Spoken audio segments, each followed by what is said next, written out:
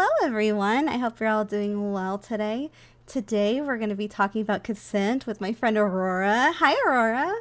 Hi, how are you, Ava? Oh, I'm so excited to be here. Thank you for having me. Thank you for being here. I appreciate it, especially because I know you've been celebrating your birthday. Happy birthday, by the way. Oh God, thank you, thank you, Yeah. Shh, that it was days ago. It was yesterday, but yeah, it was days ago. That's not days ago. That was yesterday. It was yesterday.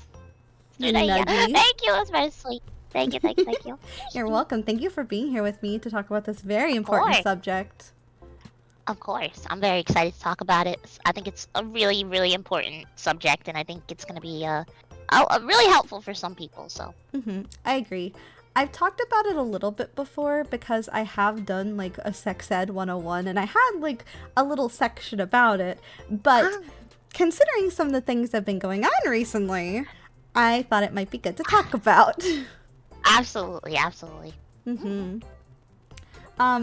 Also, for anyone in chat, please feel free to ask questions. There is also a Twitter thread, if one of the mods wants to pin that to the top of chat, that you can specifically ask questions in so I don't lose them because depending how chat is, sometimes things get lost, and I'm sorry in advance. Also go check out Aurora, not just because it's her birthday, but because she's amazing. She's, her name's linked at the top of the stream, so yeah. Yeah. Oh, thank you! Yeah! Thank you! Consent is the best kink. I love that. Yeah, that is sexiest kink. I gotta agree. Well, I always say consent is sexy because it literally is. Like, it's literally so hot when someone does that. Ugh. It's so hot. It's kind of the be-all, end-all of everything, too, you know? It really, yeah, it is, because, like, I don't know, I enjoy, like, going up to my date and being like, can I kiss you? Like, how hot is that? Come on! That's hot! I mean, it's a great thing. Literally, the first time I kissed Phil, I was like, can I give you a kiss? I felt like such a little dork. I was a little shy bee, and I was like, it's important to ask first. Yeah! Oh, so cute! See, it's not only sexy, but it could be absolutely adorable. Look, chat. Already winning. So I'm gonna ask you a question that I ask all of the people who come on my sex ed chats. It's dependent on the topic, and today is consent. So what is consent to you? Oh, consent to me is basically a communication between two people who may or may not become intimate. So either that's, you know, a conversation you have beforehand, a conversation that you have during, or a conversation you can have, you know, not even ready to pursue anything with a person. It's all about communication at the end of the day. So I think that's, yeah, pretty much covers what I believe it is. I think that's a good way to describe it. It's a conversation. Because I think it always comes back to consent and communication is like the groundwork of any type of relationship, be it friendship or something sexier, you know? Yeah, exactly. Yeah, I feel like consent is a constant conversation. It should be had all the time. That's why it's always so confusing to me when people are like, well, what? How do I practice consent? And I'm like, you're not already? It hasn't happened yet. That's cuckoo bananas to me. But yeah, I guess that's why. Guess we gotta talk about it. Let's do it. Because it's something that can be revoked at any time. Even if you previously got a yes, that doesn't mean it's a consistent yes. Absolutely, yeah. Consent can change, just like your feelings can change. You know, anything. Your partners change. You know, that's why can't consent be the same thing? It definitely can, because you could be like really in the moment and all of a sudden be like, actually no, I'm not feeling this, and that's perfectly okay. Yeah. It's perfectly okay to have that conversation, and it doesn't ruin anything, honestly. I feel so good after having a conversation about consent, whether, you know, it's a yes or a no, because no's, I feel like people have this misconception that, you know, if somebody stops like mid anything and is like, you know, I'm really not comfortable with this right now, that like ruins the entire like relationship for some reason. No. I find it fulfilling, you know? It's just like, oh wow, okay, now is a moment for me to get to know you. Now is a moment for me to understand you a little bit more. And then as we move forward, I might have not warning signs, but I might know when asking consent will make you feel better, which in turn makes our relationship better. So I find it absolutely just like wonderful getting to know someone in that way. You know, it's a deep conversation. I'm not gonna lie about that. These are deep conversations, but that's the best with someone you're about to be intimate with. I agree. And like you said, it doesn't ruin things because yeah, you can get a no, but that's not always like the worst thing, because wouldn't you rather both of you are enjoying what's going on, whatever it may be, rather than just one of you's enjoying it? That's not fun. Yeah, no.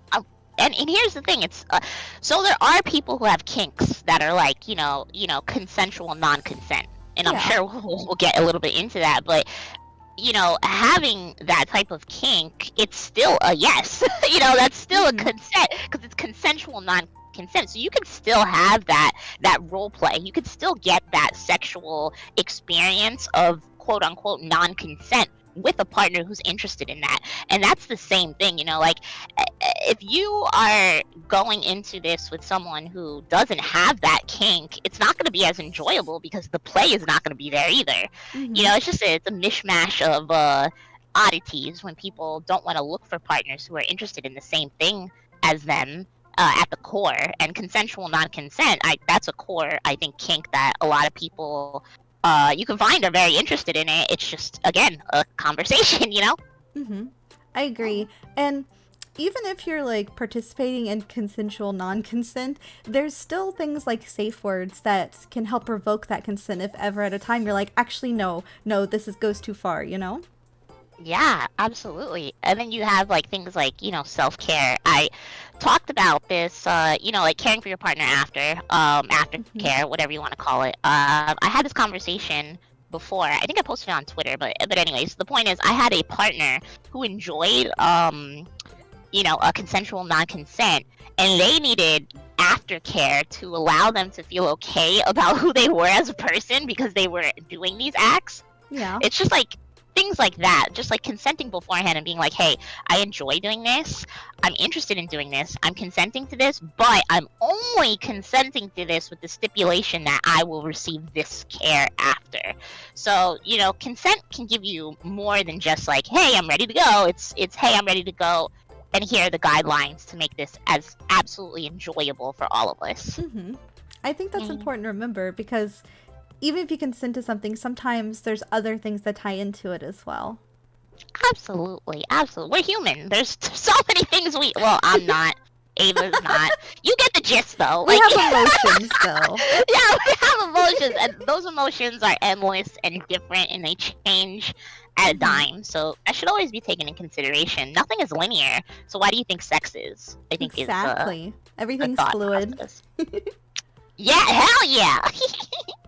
Oh, I love what Scully said. I love the stoplight system personally. I use it because it's great because then you can have a moment to like pause in between without having to actually stop everything if things get a little too far, you know?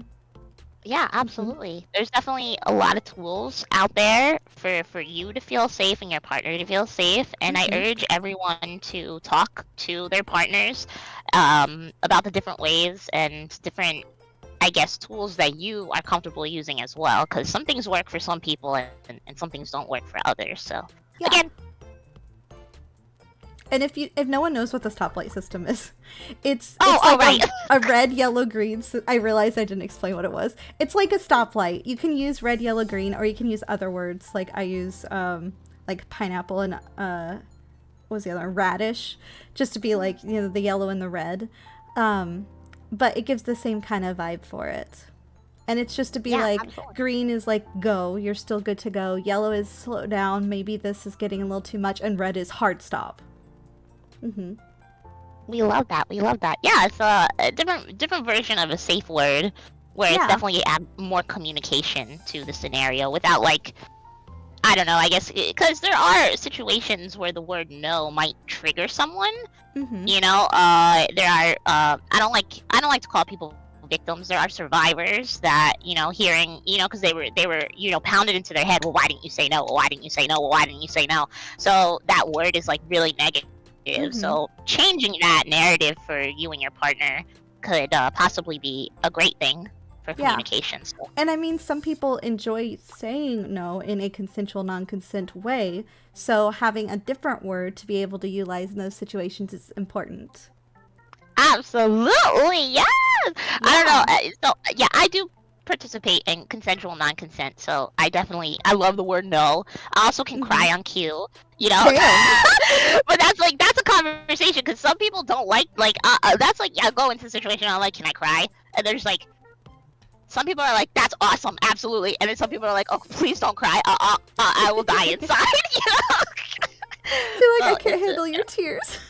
Yeah, they're just like, wait, no, it's too much. I can't do it. I can't do it. Yeah. It's too real. It's too real. Oh my god. Yeah. But see, that's setting boundaries, and they're consenting or non-consenting to that type of enjoyment, you know? Yeah. I think people forget that consent is everywhere. They think it's like, just like, penetration or not penetration, and that's just not the case. It is absolutely No. for everything that you do I mean, around you in a relationship. It's technically like anything, like even something as simple as like getting a kiss on the cheek or like holding hands in public, because some people don't like public displays of affection, and it's a Love small that, yeah. thing, but like it's still important to give consent for those things. Yeah, it's 100% true. And so I'm going out for my birthday this weekend, so I'm not streaming this weekend, starting on Saturday. And I have a partner that's coming with me for the first time. We're traveling together. Oh, that'll be Oh, two nice. friends. Yeah. It's not serious. Don't worry, chat. You guys know me. I just have sexual partners. But yeah, so and that's one of the first things I asked this person. I messaged them and it's like, hey, we're gonna be a group filled with my friends. You've never met them before. What's your level of PDA? Like, what are we do? Are we walking in there being like straight up like bros? Are we holding hands? Can I kiss? Like, where are our boundaries here? What is happening in this situation?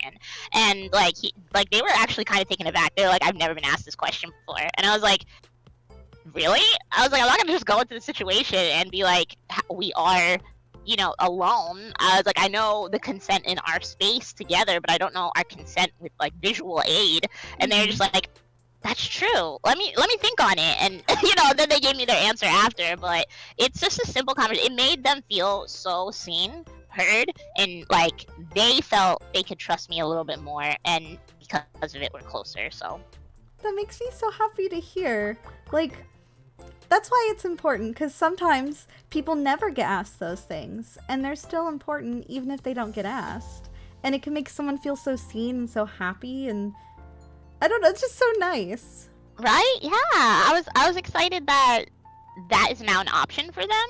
So maybe now if they talk to another partner, like it's kind of like paying it forward, because maybe they'll now know that conversation is a good idea, and now that they have that boundary, they'll expect it from someone else and be like, hey, let's have this conversation. So Yeah. just a little love all around, you know. I love that. It's so wholesome. This is a wholesome sex ed today right here, okay? Hey, you can totally be wholesome when you're having sex ed, okay? Oh, of course, wholesome time, we love it. I mean, just because it's consent doesn't mean it's not wholesome, you know? Like, yeah, it can be for sexy things, but it can be for other things too, as we've been discussing. Oh yeah, it's for everything, which is great. Wait, Aurora and wholesome? I don't know. Wait a minute, chat. Wait a minute. Pay attention. Class is in session. I mean, you're being very wholesome right now, is all I have to say. Right? I can be wholesome. See, look, I proved it right here and now. There's also other ways to show consent too, even without using your words.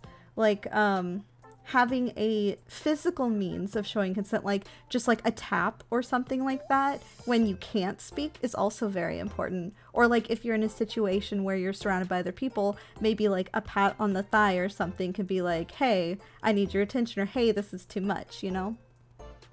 Yeah, absolutely. I think that's really important because unfortunately in a lot of situations, so our bodies do a lot. When they're either triggered, they're uncomfortable, they don't know what to do, confusion sets in. So some people become nonverbal. Exactly. And when we say nonverbal, it means that, you know, your mind might be racing so much that you can't speak, or time is moving so quickly that you can't react to the situation conversation and your body is in like full anxiety or shutdown mode. So, getting yourself comfortable with, nonverbal communication is also like 100% key in, like having a fulfilling relationship with someone in the terms of consent. So I think that is something we'll probably touch base. I think there was a question about that, so I'll wait until we get there. Wait, was there a question about that specifically? I think there was like something around the realm of what do I do in this situation if I can't, speak, or I are know there which one other you're talking ways? about. Yeah, okay. Yeah. Do we want to just do that question now? Because we're already talking. Oh yeah!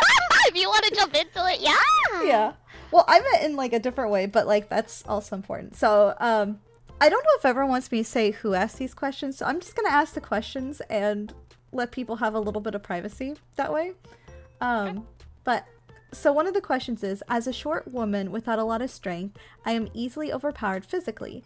When I have been in situations where I felt it was dangerous to say a straight no, please step away from me. I tried to diffuse the situation by having excuses and smiling to seem less agitated. I've been told this is not clear or direct enough when talking about consent. Is there something else I should be doing when I'm being loomed over by men/people who are almost a foot taller than me and double my muscle mass? I feel like I relate to this really hard because I am also very small. Same. I'm 5 foot and I'm 108 pounds. Okay. So yeah. Ava, do you want to start? Do you want to tell us your version of how you handle it? Well, part of this, it's not exactly how I handle it, but this is just me being frustrated at being female presenting.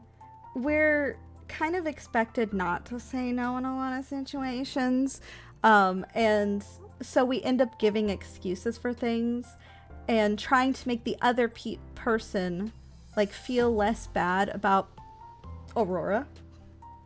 Well, oh no, You disappeared. Oh, no. Yeah, it kicked me out. I don't know why it kicked you out. Crashed. My OBS is still on. Do you mean was it my VTS or your VTS? No, I'm still stable. Yeah, it's telling me that you stopped the collab. I did not. Wait, what is today? Let me restart it. That's super weird. Steam servers failed. Excuse me, Steam? Today's not a day for Steam, Chat! Talks amongst yourselves. The Steam servers have failed. I don't know how to fix a Steam server failing. So... Hold on. Let me see if I host it. Would it be the same thing? We may have broken everything. You're not on the internet anymore. Okay, so it's Steam itself. That's okay. Here, let me give you Fuji. Yeah, can I get your Fugi? Wait, there it is. I have it here already. I just have to put you in the chair until Steve is better. I'm sorry. It's gonna be a silly little photo. We get a silly little Aurora. You're so adorable. Yeah. Look how tiny. Hello. I'm chat. So Kira, here's the problem. If I log out, it's gonna break everything. That's the bad thing. No. It's okay. I don't mind being a PNG. I'm sorry. Hopefully, no, you're fine. I will try and fix it, but I don't know. It's on Steam's side. I guess let me get back to the question. I'm sorry. Yeah. You're fine. Go ahead. But as being female presenting, a lot of the times I feel like we have the task of like not hurting the other person's feelings or not saying no, even if we don't feel comfortable, which is kind of shitty. But it's something that is kind of like, I don't want to say forced upon you, but kind of implied you should do. Systemic. It's systemic. Yeah, it's a systemic issue. Systemic. Yeah, it's a world issue. It's how we're brought up. It's how we're raised. And now. Yeah. And people also have it's scary to say no. Like it can be very scary to say no.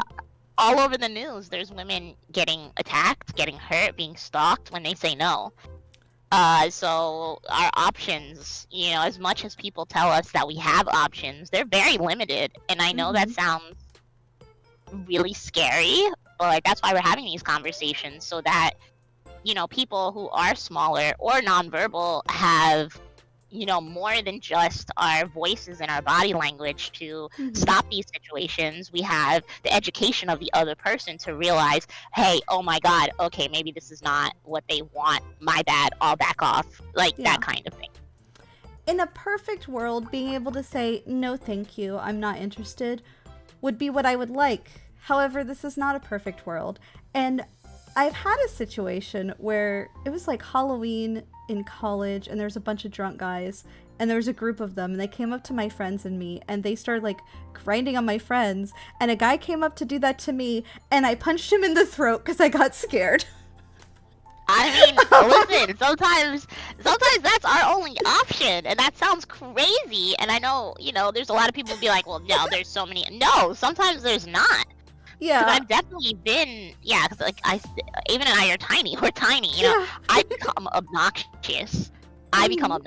That's how I get people away from me. Oh, you want some of this? You want some of this? I get loud, and so instead of being a bigger person, I become a big personality, and that attracts attention, and then people start watching.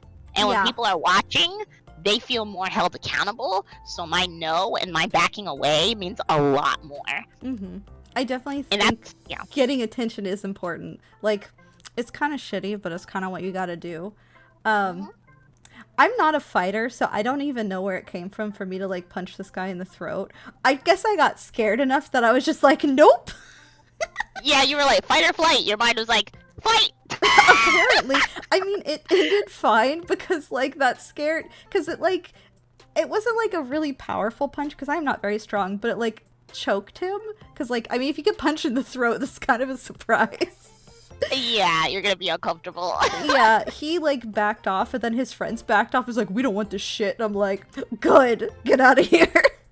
Yeah, see, that's a perfect example of your personality became really big, and they're like, oh, they're not gonna take our shit. I don't know what would have happened afterwards if it turned bad, but that was just my initial response. Maybe not the best response in this situation, but it worked out that once.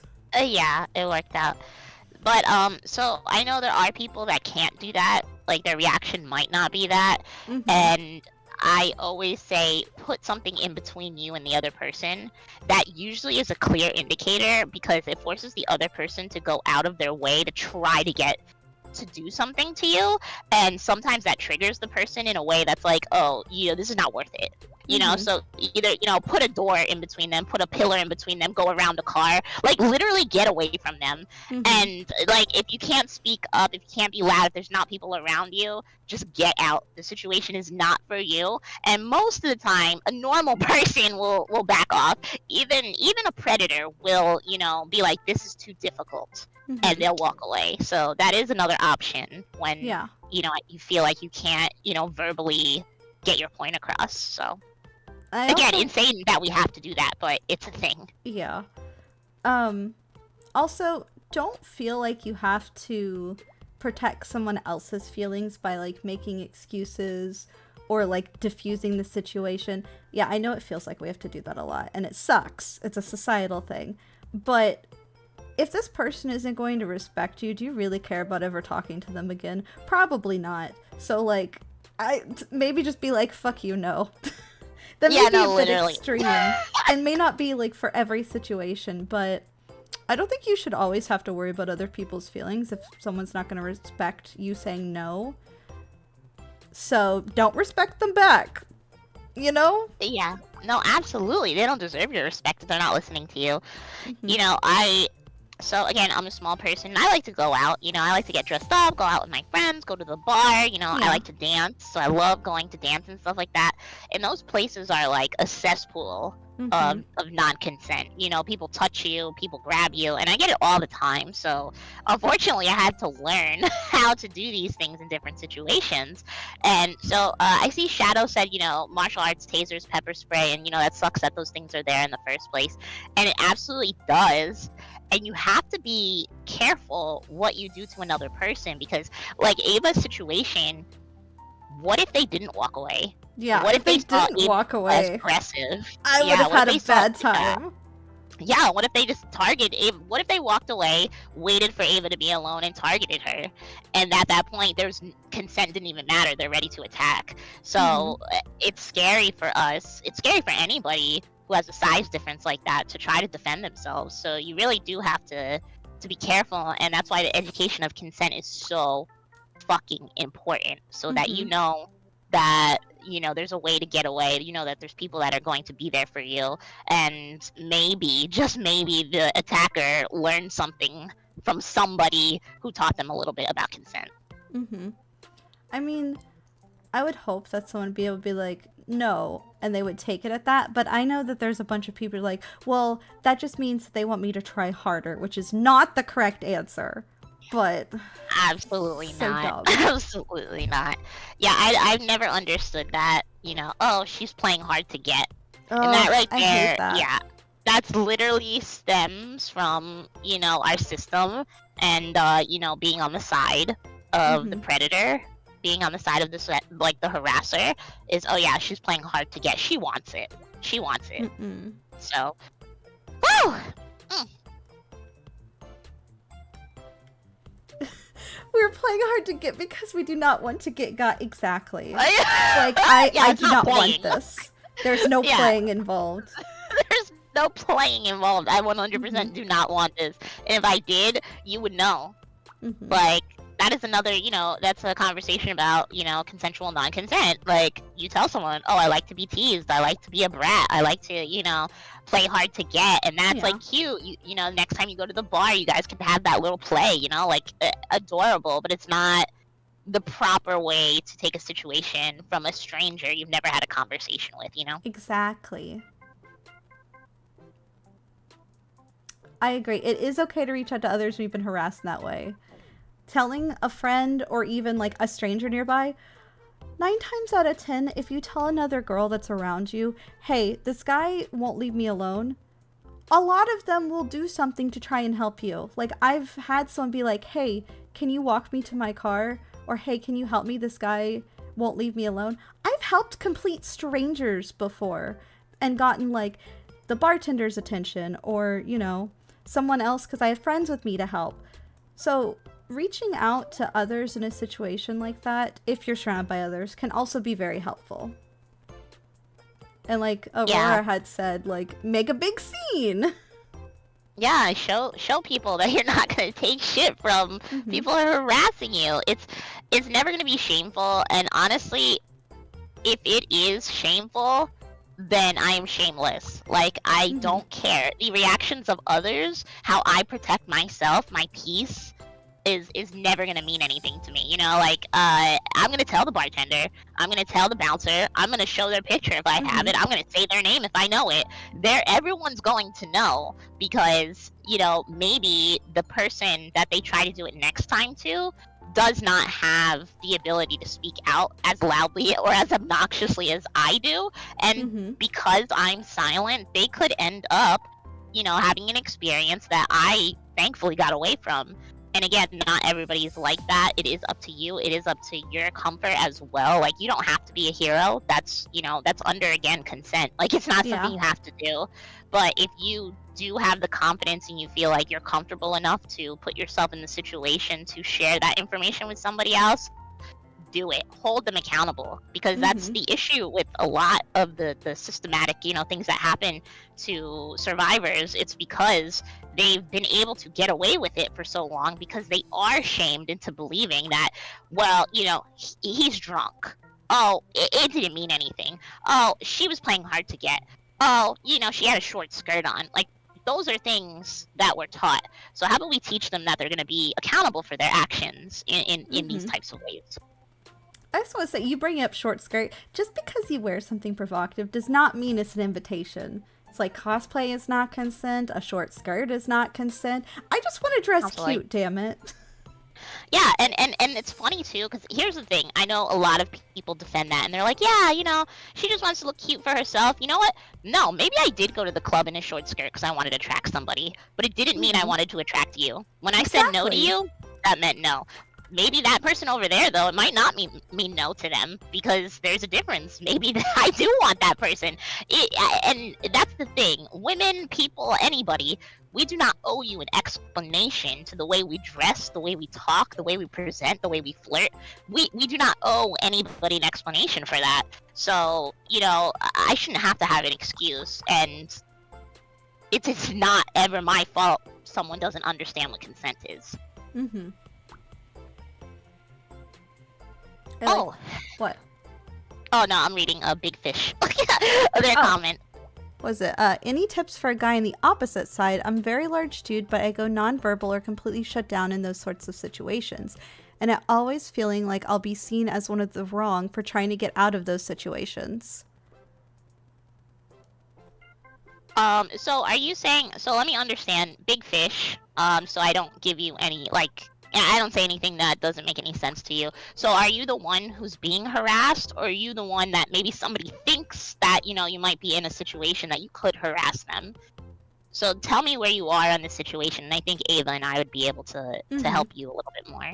I was also trying to figure out which part of the situation, because it's not just girls who have this type of thing happen to them. It happens to guys as well. Girls can harass guys, guys can harass guys, girls can harass girls. Like... Absolutely. Like, especially in, like, settings like that, like, you know, you go to, like, a bar or something, and you go into the bathroom, and all these girls are, you know, they're having a good time, they're drinking, and there's a lot of times these girls will touch you inappropriately, like, oh maybe my god, yes! It might not be even sexual. Bathroom. Yeah, it might not even be sexual, it might just be, you know, they're so close with their friends, and they're, you know, they're just, automatically do that, and they go to touch you. That's not okay. There's consent in that as well. Mm-hmm. Just because someone is drunk does not excuse their actions. Absolutely not. Mm-hmm. I've been approached and touched in clubs or bars, but then can't get out of the situation because you become nonverbal and you completely shut down. So when it comes to that, and I'm assuming someone's being like not aggressive, but like they're coming on to you in a way that makes you uncomfortable, and because you're the guy in the room, your friends are like, well, why didn't you want that?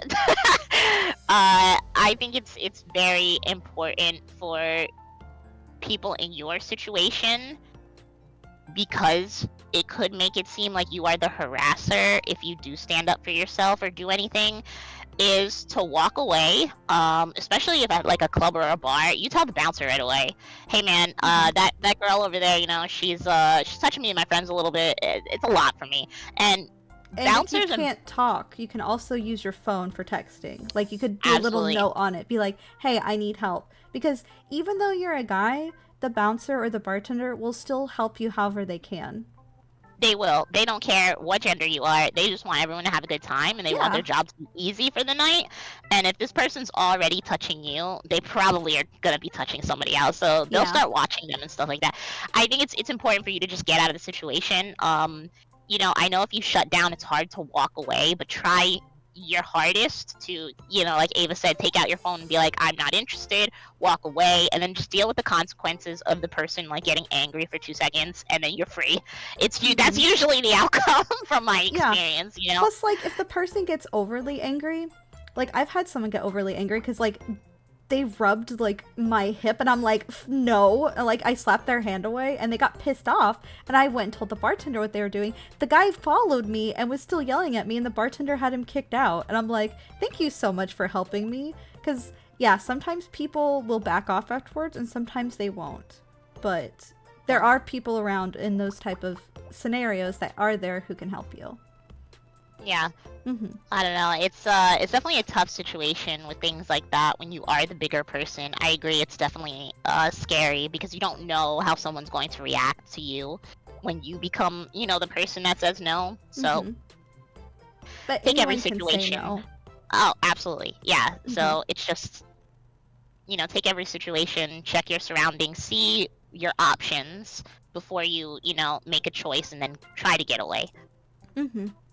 And like you said earlier, putting space between you and them is important. So even if you can't say anything, at least having that physical distance can help. Yeah, walk away, back up, go into the restroom that they're not allowed in, you know, things like that. Just get away and then give yourself a moment to breathe and figure out your next move. hope that answered the questions, though. I know we kind of went off on little rants, but a little rant. I think it's important to get like as much detail because there's so many different scenarios that you can be in when it comes to this stuff. You know, it can come out of left field. You know, someone like me has even been stunned before, or has gone into what is that? Because it's fight, flight, or lean into it. Is a form of saying it. So the lean into it is actually going through half of the scenario to the point of where you're comfortable and then getting out. So it's fight, flight, or freeze. But yeah, so there's also lean into it. That's an option. So like if they get close to you or something like that, you could deal with what you're capable of dealing with and then get out. So, but a lot of those are like really serious situations. Like if if it's like a big predator and you're alone and you're like they're aggressive, if you do not give something, you're fucked. Like they're going to attack. So you could be a little flirty and then you get out. So that's also a thing. We won't talk about it too much. I'm not a doctor, but you could definitely look it up. There's 4 forms. Yeah, the lean into it. Yeah, it's fight, flight, freeze, or fawn. Thank you. Fawn is the lean into it. Okay, see, I hadn't heard of the fawn or the lean into it before. Yeah, it's being friendly. It's like getting like a conversation, like this person comes up to you and they're like, hey, I think you're really hot, and you see that they're aggressive or there's something that makes you uncomfortable. Like you trust your gut and you're like, oh, thank you, yeah, wow, oh my god, yeah, you're so good looking, but I just it's not really my night. And they're just like, no baby, it's your night. And you're just like, oh, it's really not, I work in the morning, whatever. And then you slowly, or it becomes a conversation of consent. You actually turn into, well, hey, I already said no, and I really appreciate that, but there's such thing as consent, and I'm not being rude. Maybe if it was another day, another lifetime. It's an interesting play, and some people are really good at it. Some people can get out of situations just by being friendly. So not for everybody, but the mind does work in mysterious ways. I can see how that can work. I personally haven't done that, but that's really interesting to think about. Oh my god, I was actually thinking that Kira just be like, I'm on my period. That 100% does work and will get you out of, as a lady who has one, that'll get you out of some shitty situations. They're like, oh, I don't want to deal with that. Gross. Sometimes. Some people don't care. Okay, some people don't care, but some people are just like, ugh, Yeah. Definitely. That it does work. Yeah, it depends on how you're feeling and what you're capable of. That's honestly what it is. Yeah. First thing that came up was a trauma response. Yeah, that's also a thing too. Trauma responses, which is really scary with fawn. So the lean into it. A lot of it is, a lot of people experience that when they've already been through a trauma and they know. Well, they feel like the same outcome would happen if like the first time they defended themselves and it didn't work. Yeah. I like that I'm learning about other methods for this too. You never stop learning. There's always things you can learn about, like consent or even like how people react to situations. Yeah, well, because there's so many survivors that get ridiculed for the fawn method, which is again a trauma response. It's just how your brain works. It's like it's fight, flight, freeze, or fawn. Like it's not a choice. It's just how you get out of the situation. And there's a lot of people that, especially when it goes to like a court case, where the guy's like, well, she wanted it, like she clearly wanted it, and like all the signs lead, and all the things that she did was no. The only thing that she did was not not like be like no, or like get out of the situation, is because she was protecting herself in this different way. So it's like really hard to prove that there wasn't consent, because they will attack you from the head down. But that's a different story. I'm just sitting here because it's like consent can be revoked at any time anyway, so like even if like you said yes at the beginning, that doesn't mean it's a consistent yes, because you need a consistent and enthusiastic yes. Absolutely, we know that. A lot of people know that, but people want to get away with things. Nobody wants to be called a predator, so it's hard for people to admit that they've done wrong. And even when they do admit that they've done wrong, it's even harder for them to change course or understand the parts that were wrong.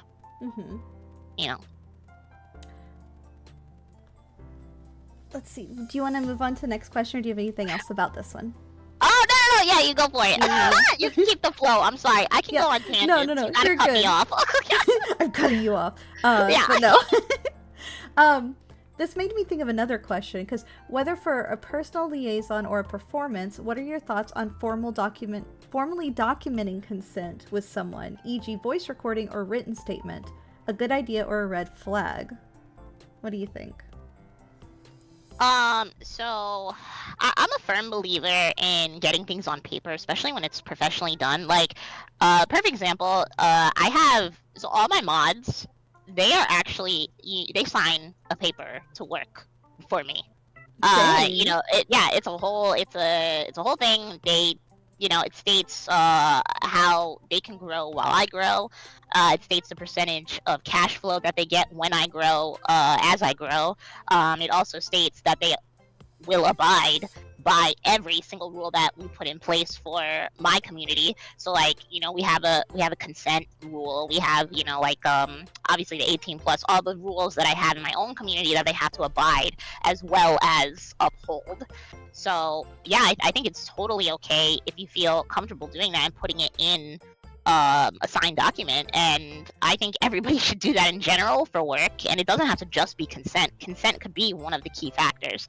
So if you feel uncomfortable going into a situation, be like, I need you to sign this so that I know you're not going to be a sexual predator. No, you don't do that. You'd be like, hey, I have this NDA, it only, it lasts, the 6 months in which we work together, and there are segments that include consent for both of us, and you ensure that it's not just for you. You gotta understand that no one's perfect. Ava and I are sitting here and we are preaching consent, but it does not mean we don't make mistakes, and it does not mean we can be in a situation where we did not realize that the other person was not consenting to a situation. So having that for both of you is a good idea. IMO. Red flag. A red flag is denying it. To me, if someone's like, no, I'm not signing that, and their reason is, well, I don't think I need to sign that for consent. I'm a good person. I would never. That's a red flag, Mm-hmm.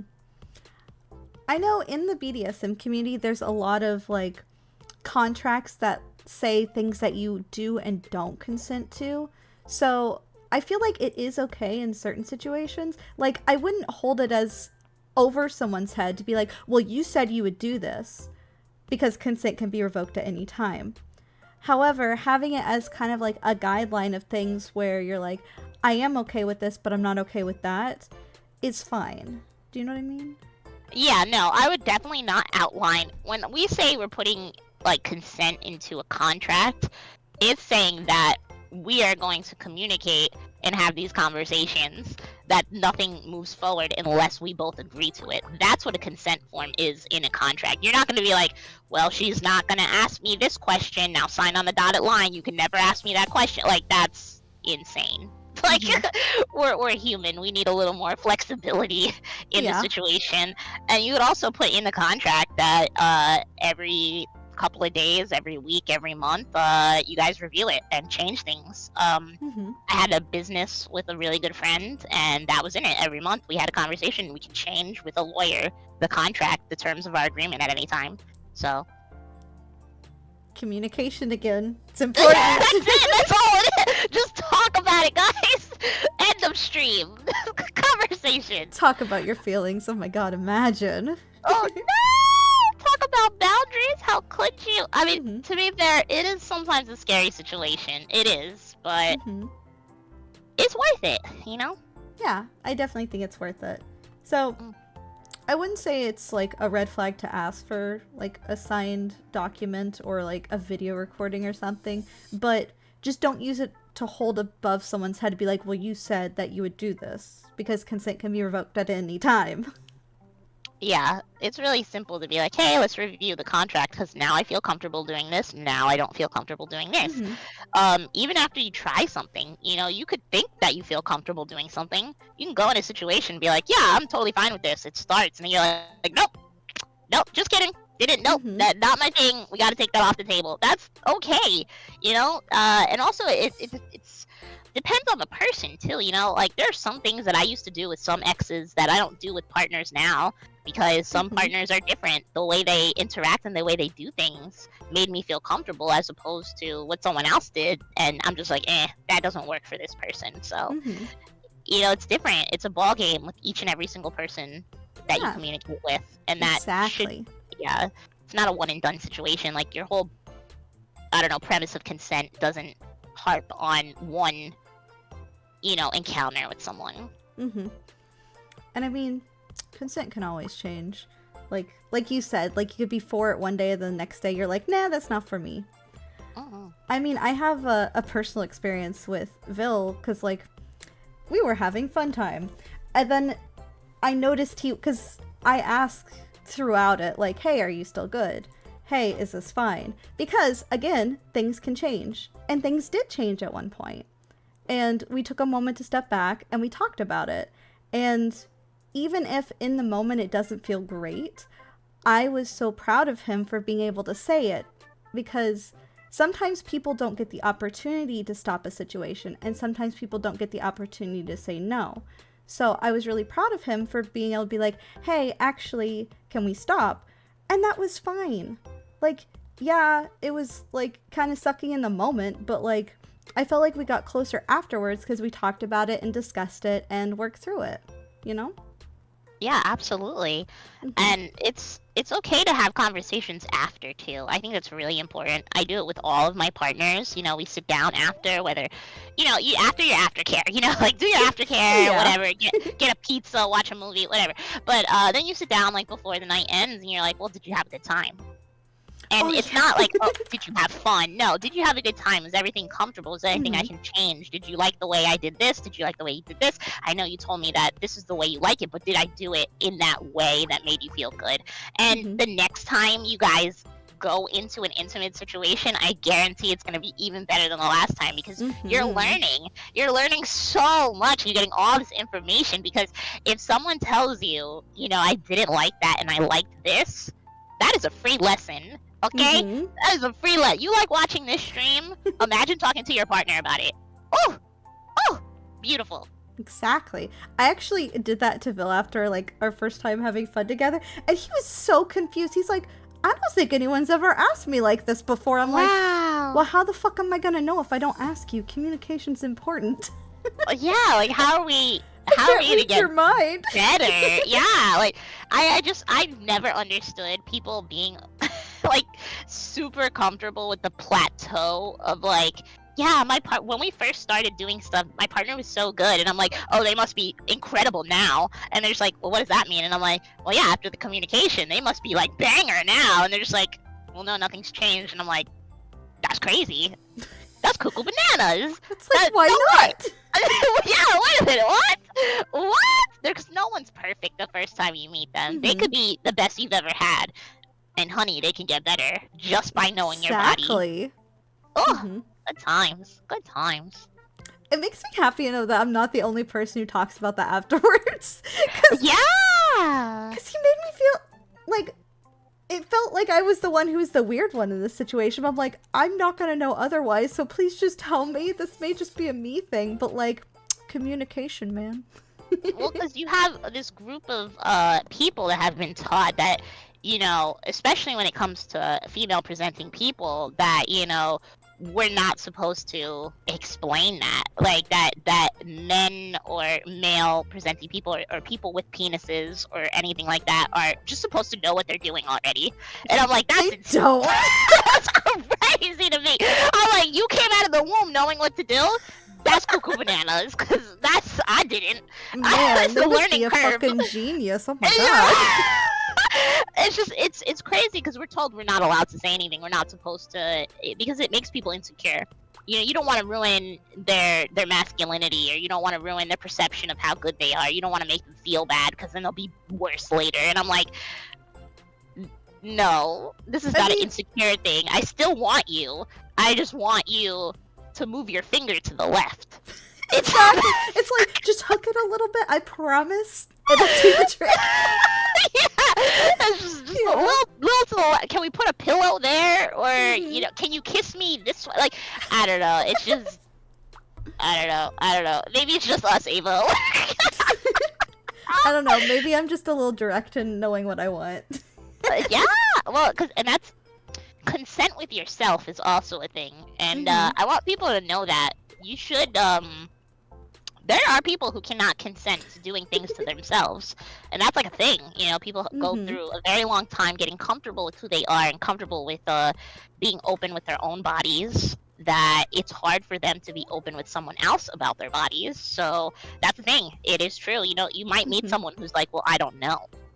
And, you know, you guys can learn together, or, you know, you can tell them, hey, I think maybe it's time for you to talk to yourself and give yourself that wiggle room. Learn to give yourself consent and feeling good and not guilty or shameful about learning about what your body needs or your mentality needs, you know, cuddling, not cuddling, you know, all that shit. And it's okay to try things and then not like them. Like, that's perfectly fine. Absolutely, absolutely. Not everyone's gonna like what I like. I know that for a fact, but that's okay. Okay, let's move on to the next question then. In the streaming community, I almost never know if someone is being flirty towards me because they're being homosexual. I love that word, first of all. Homosexual, yeah. Or if they are because they're trying to be intimate with me in a friends with benefits sense, which I do not want. My question is, if I flirt back thinking it's friendly, am I then giving consent for them to be sexual with/towards me? Even if I communicate I'm not looking for something like that, do I give mixed signals? I apologize, it's confusing. I'm struggling to express what I'm asking. No, I completely understand what you're asking. Yeah, this is kind of going a little. We were talking about fawning. This is kind of going into a little bit of that, because it's definitely hard to be in a situation, especially if this is your career, you know, communicating with somebody else in that way.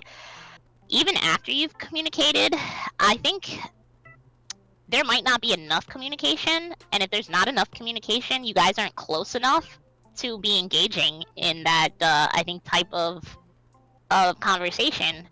That might just be my opinion, though. I don't think I've ever been really flirty with someone up front. I think I've made jokes with people. I think I'll give myself that. You know, like yesterday I was in a collab, and, you know, we were making, like, someone said something, and I was like, someone was like, they made a joke about getting naked. And I was like, oh, I'll help them. And then everybody's like, Aurora, he has hands! And, like, okay, we've talked before, we've been in different collabs before, so that joke I knew was okay because we've joked like that before. So I think that had already opened that door, and we already had a little bit of consent there. But if you're confused, you need to have the conversation. And if you feel like you can't have the conversation, I don't think you guys are close enough to be there.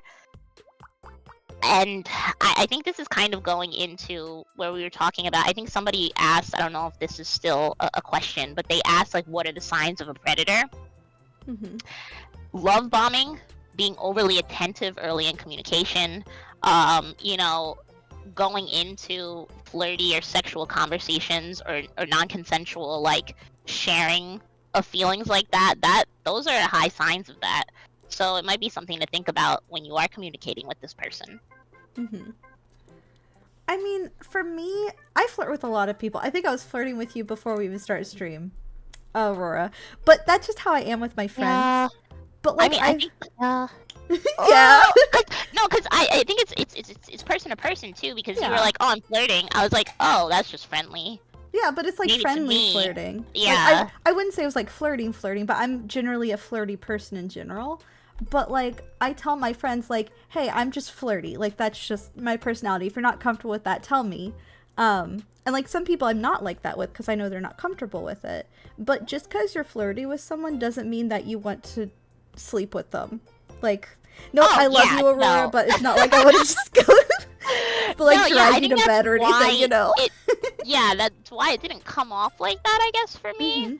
But also, I am a overly, you know, sexual person, so Same. what Ava said to me wasn't that, I guess, and we've already communicated. I think that's the same line as we've already communicated. I know. Yeah. Like, when we first met, Ava didn't come out the bat and be like, hey, sexy. Like, that wasn't, like, we had talked a little bit, and then once we had a little more, like, she got to know me a little more, I got to know her a little more, I knew that already, you know? Does that make sense? No, I get it. And, like, that's what I was saying. It's like, we've had that conversation. Like, we've gotten to know each other, and we know, like, yeah, that's just how we are, and it's not like there's anything past that.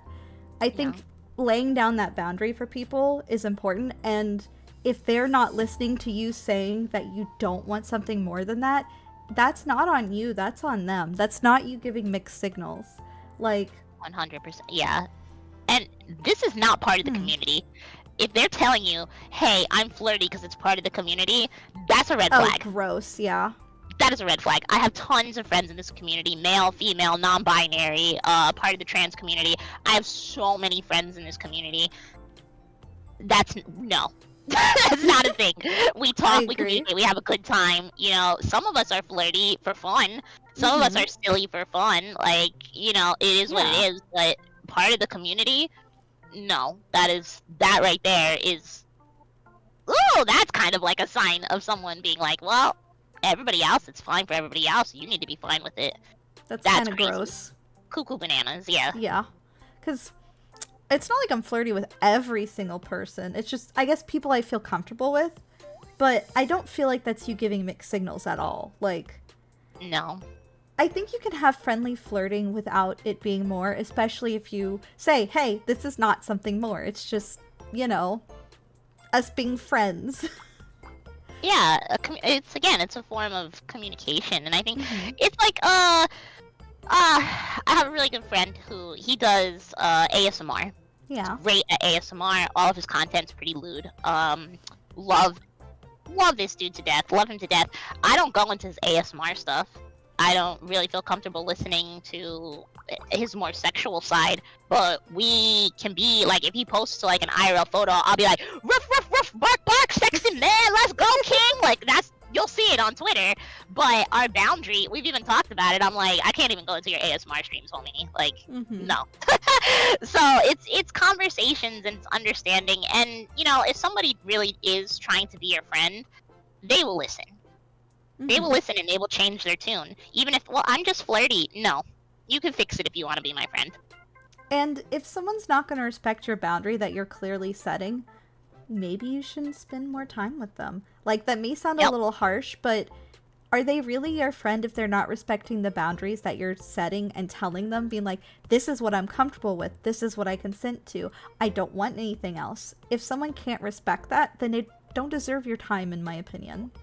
Absolutely. If they're not going to respect this boundary, imagine what other boundaries they won't respect. Exactly. It always starts small, especially with predators. It starts small. It's small things. They, you know, it could even be like, because they're testing the boundaries. They're testing them. It could even be like, I have another friend who, I hate playing first-person shooters. I'm not a first-person shooter person at all. And I have another friend who's telling me how this friend was like pushing them to play first-person shooters, and they were like, I'm uncomfortable playing them, and they were like, well, you know, we're gonna play that, and that's the collab we're gonna do. That's pushing a boundary. That's rude. I told you I'm uncomfortable with it. I told you that I don't like them. I don't do them. And you're telling me that the only way that we can be friends and hang out is if I play that game. That right there is them pushing my boundaries. Like, and it's a very small boundary. It could even be considered silly to some people, but it's still a boundary. So if I comply to that, what are they going to ask for next time? Just a thought. And I mean, compromising is okay sometimes, but never give up on the boundaries that you set for yourself. I just want to add that, because people are like, oh, well, you should compromise and, you know, meet in the middle and da-da-da-da-da. No, you shouldn't always have to do that. Sometimes you have boundaries. Even if someone may think they're silly, it's still a boundary for you, and it should still be respected no matter what it is. Yeah. Boundaries are not the compromise. You know, the compromise, like, okay, Seth said something that will work for this situation. So Seth said, you know, if you have a flirty personality, like, hey, I respect it and I understand it. You know, Rome wasn't built in a day. If I mess up, please bring it up. That's a compromise. Yeah, like, that's compromising. Because, like, I understand that I'm flirty and I'll try not to be, but if I overstep that boundary, let me know and I will stop. That's completely fine. Yeah. That's a compromise. But they're not compromising your boundary. You're compromising on what type of communication. They're not saying, I'm going to do this right away. They're saying, listen, it's a learning curve. It's a learning curve for me. So that's my compromise. I'm going to do it, but I need some wiggle room. Give me Yeah. some wiggle room. Yeah. Compromise happens within boundaries. Exactly. Yes, Scully, Soleil, exactly. Yeah, Mhm. I definitely agree. Do you have anything else on this one? Oh, I think I'm good. We can free flow. Can free flow. Let's see. How about how consent applies and differs in content creation? So, like, establishing boundaries between creators, fans, and other creators? And how implied consent when it comes to redeems or lewd content? I think we touched a little bit on it. I mean, if you have a redeem on your channel, that's definitely implied consent. I mean, unless it's a joke or your community knows that it's a joke. Like, I know there's like people who have like ada redeems, but they're like funny. You know, you redeem it, they're not gonna sexually say ada. They're like, you know, they're trying to be funny. Yeah. So, but that's like known. That's communication.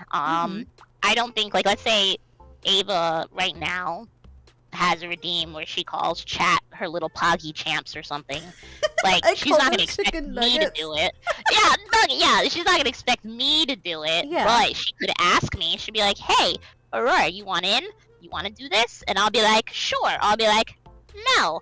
And you don't need to perform for anybody else. I think that's the case, and I know that's like a thing. You know, people are always like, "No, do the will. You have to. You lost the game. You have to do it." Like, no, you do it however you want to, and if you consent to doing it, you do it the way you want to. You consent in the way that you're comfortable with, and I think people need to understand that not everybody's the same type of creator. You know, there's a lot of lewd tubers. There's a lot of, you know, say-so people. Ava and I are somewhere in between. Yeah. I can assume that, right? I'm lewdsome. Yeah. Yeah. I make some spicy content. Yeah, it's and again, like, I could ada or do something cute, sexy on my stream. It doesn't mean I'm comfortable doing it on everybody's stream. So yeah, you have to ask these questions. It's funny because all these questions can sincerely be answered by communication. Like, you should be talking to these people before you collab. You shouldn't be pushing that go live button until everybody in the room is comfortable about what's about to go on. Yeah, and like, even before stream today, even though we've collabed together before, I asked Aurora, like, "Hey, is there anything different? Let me know if anything comes up. Like, I want you to be comfortable." Like, yeah, it's always good to communicate, even if you've communicated in the past. Yeah, I would treat content, you know, like every situation is new. Every situation's a new situation for the conversation. You know, you don't know what happened to somebody the day before, last week. People change. People grow. Exactly. And I also want to say, even if someone does lewd content, that doesn't mean they're going to do that same content everywhere. So, like, I have spicy content. Like, that's a thing. And I'm fine with that. But that doesn't mean I'm going to do that here on Twitch, you know? Like, there's a time and a place for everything. And it's important to remember that. Because it's like a boundary. Yeah. And I think... I hate to say this, but not everybody is cut out to do content with other people. Exactly. It's a thing, you know, like Calamity just said, like, it's a rule in my stream that redeems are done by everybody. Get the fuck out of here. That doesn't make any sense. And unless you're saying that to be funny, and unless the person's consenting to, you know, do it and do it their way, like, that's not a thing. And that's not okay to assume that, and it's not funny, and it's not great to paint the community that way, you know? I think that's an issue, especially with the quote-unquote VTuber community. And I'm gonna just call a dog a dog, call a duck a duck. A lot of these people come into the situation, and they see, like, their bigger streamers acting in a certain way with, like, their best friends, and they think that's okay to do when they're starting out with random people they've never met in their life. Like, this is how we all act, and that's just not true. Yeah, not every VTuber comes into the situation acting exactly the same. We don't have the same rules. We don't have the same feelings. We don't make the same content. And to assume that we do is just, like, it's a very immature mentality. And a lot of it, like, listen, I came also from a convention scene. Mm-hmm. You know, I was a cosplayer for years, and that a lot of these people that were in that scene that were dealing with the same exact issues brought it into their own VTubing careers or, you know, hobby.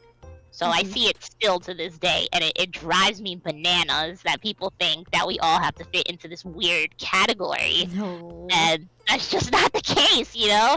Like, it's just, we're just content creators, we're streamers, we're Mhm. whatever we are, we're not the same. So Yeah, and we all have our own boundaries, our own feelings, our own consent. Like, I couldn't imagine asking someone, be like, hey, you're on my stream, so you have to do this thing. I mean, I've had an Ada and been like, hey, would you feel comfortable doing this with me? You totally don't have to if you don't want to, but I'm gonna do it real fast, you know? Like, yeah. respecting someone's boundary and letting them give their own consent is important, no matter how small or how big of the situation. Yeah. And I mean, I feel like we've probably all gone through a situation where we probably weren't the best. You know, I'm sure we've been put in a situation where we didn't know someone was uncomfortable by like an Ada or a this or a that, Mhm. and it's okay. You learn, you grow. We all start somewhere, and it's how you get better and change and, you know, fuel being a better creator.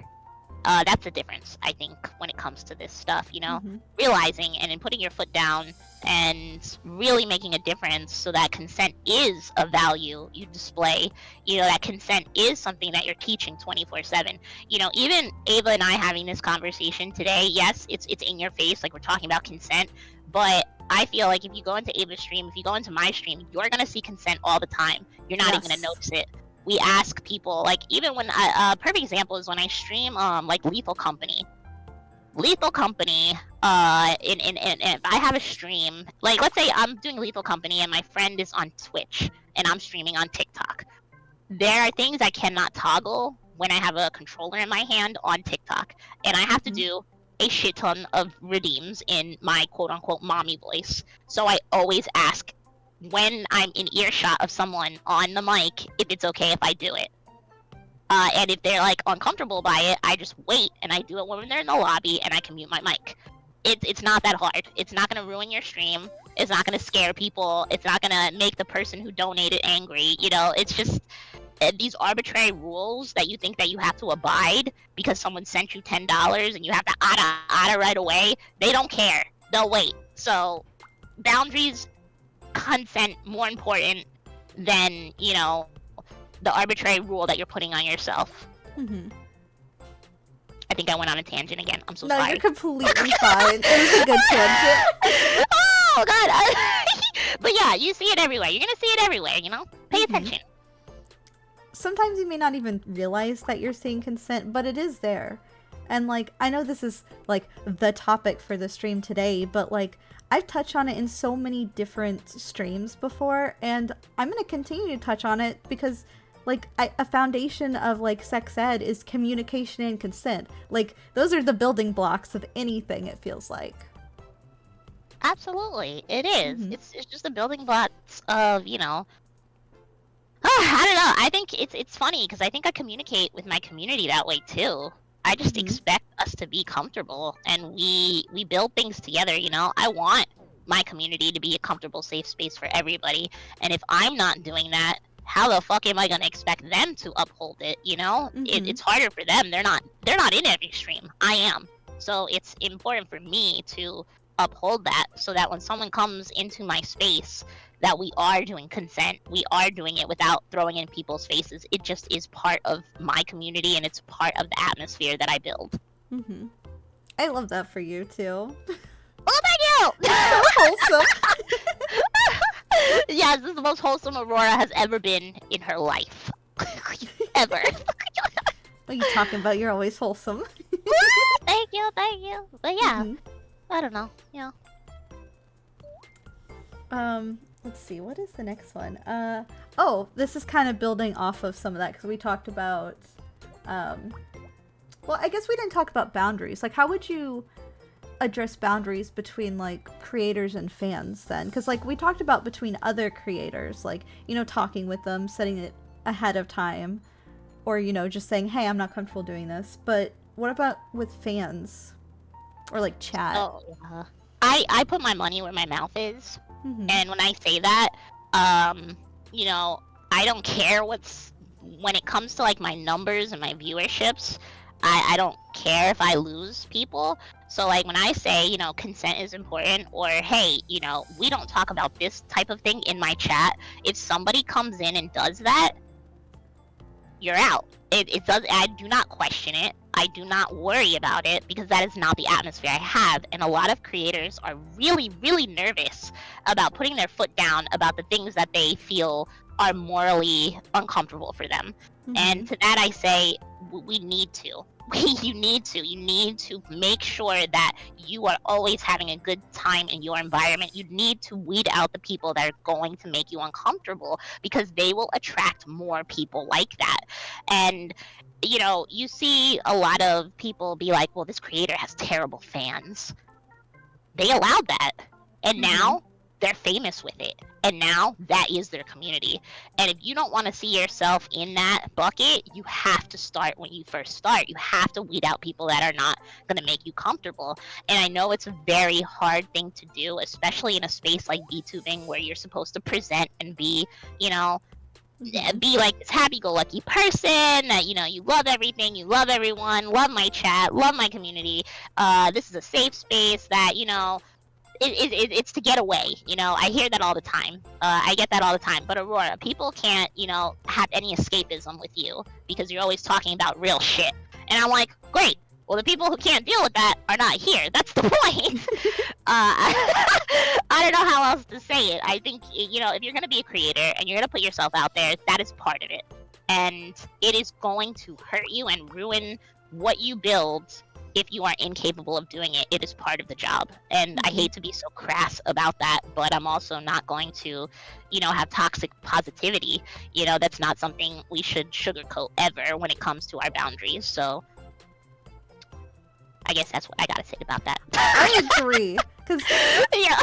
like I see people always talk about like bullying the streamer and things like that. I don't put up with that shit. Like, I don't care if someone gifted a sub or whatever. If they're gonna be rude to me, I don't want them here. It's not worth the $2.50 to be treated like garbage. Like, no. Like, no amount of money is worth that. It's important to set those boundaries. And listen, I'm pretty open. You know, I take a lot. Like Ava said, the bullying. A lot of that doesn't bother me, because I think I can throw it back in a way that makes people like laugh. And again, this is me coming back from a TikTok background. You know, TikTok is a little bit harder. You know, people come in and say some crazy stuff, and I've learned that you have to walk around them, and then they become okay. You know, they'll come in and be like, oh yeah, I like what is the joke that was going around? They're like, oh, I'm almost there, you know, like pretending that they're about to like orgasm. Why? And, it's TikTok. So, but I started like this joke thing where me and chat, we pretend like this person doesn't know their you know, genitals. So we like be like, oh, you should communicate with your general. You should meet him. His name is, but like we make it a joke, and then they loosen up, and then they're great. They come back and they never say something stupid again. So I do give people the benefit of the doubt. But after that benefit of the doubt, you gotta go. If it doesn't work out, you gotta go. You know? Yeah. They do be wildin', but I love them. Like I said, most people turn around. You know, you give them a little bit of love, and they just turn into like mushy blocks, and then they're your friend for life. You know? Yeah. But you spin it in a way that works for you, which is what's important, rather than just putting up with it. You know? Yeah, some people aren't gonna take it, and by that I say, awesome, block them. They're not every community member is for every community, you know. Just because you want viewers or numbers, it's not worth it for people who aren't going to respect you and be nice in your chat. That's what I have to say. Yeah. I mean, I definitely have some community members that say some like out of pocket shit sometimes, but you know, I'm just like, well, we warn them, we delete the message, and then you get so many warnings, you know? Don't make it bad for everybody else. Once you get a warning, you now know what not to do. But sorry, I was reading some of the other oh, questions. no, I'm also everybody has such good things to say, so I'm like in the chat right now too. Everyone in chat is being really nice, and I appreciate that.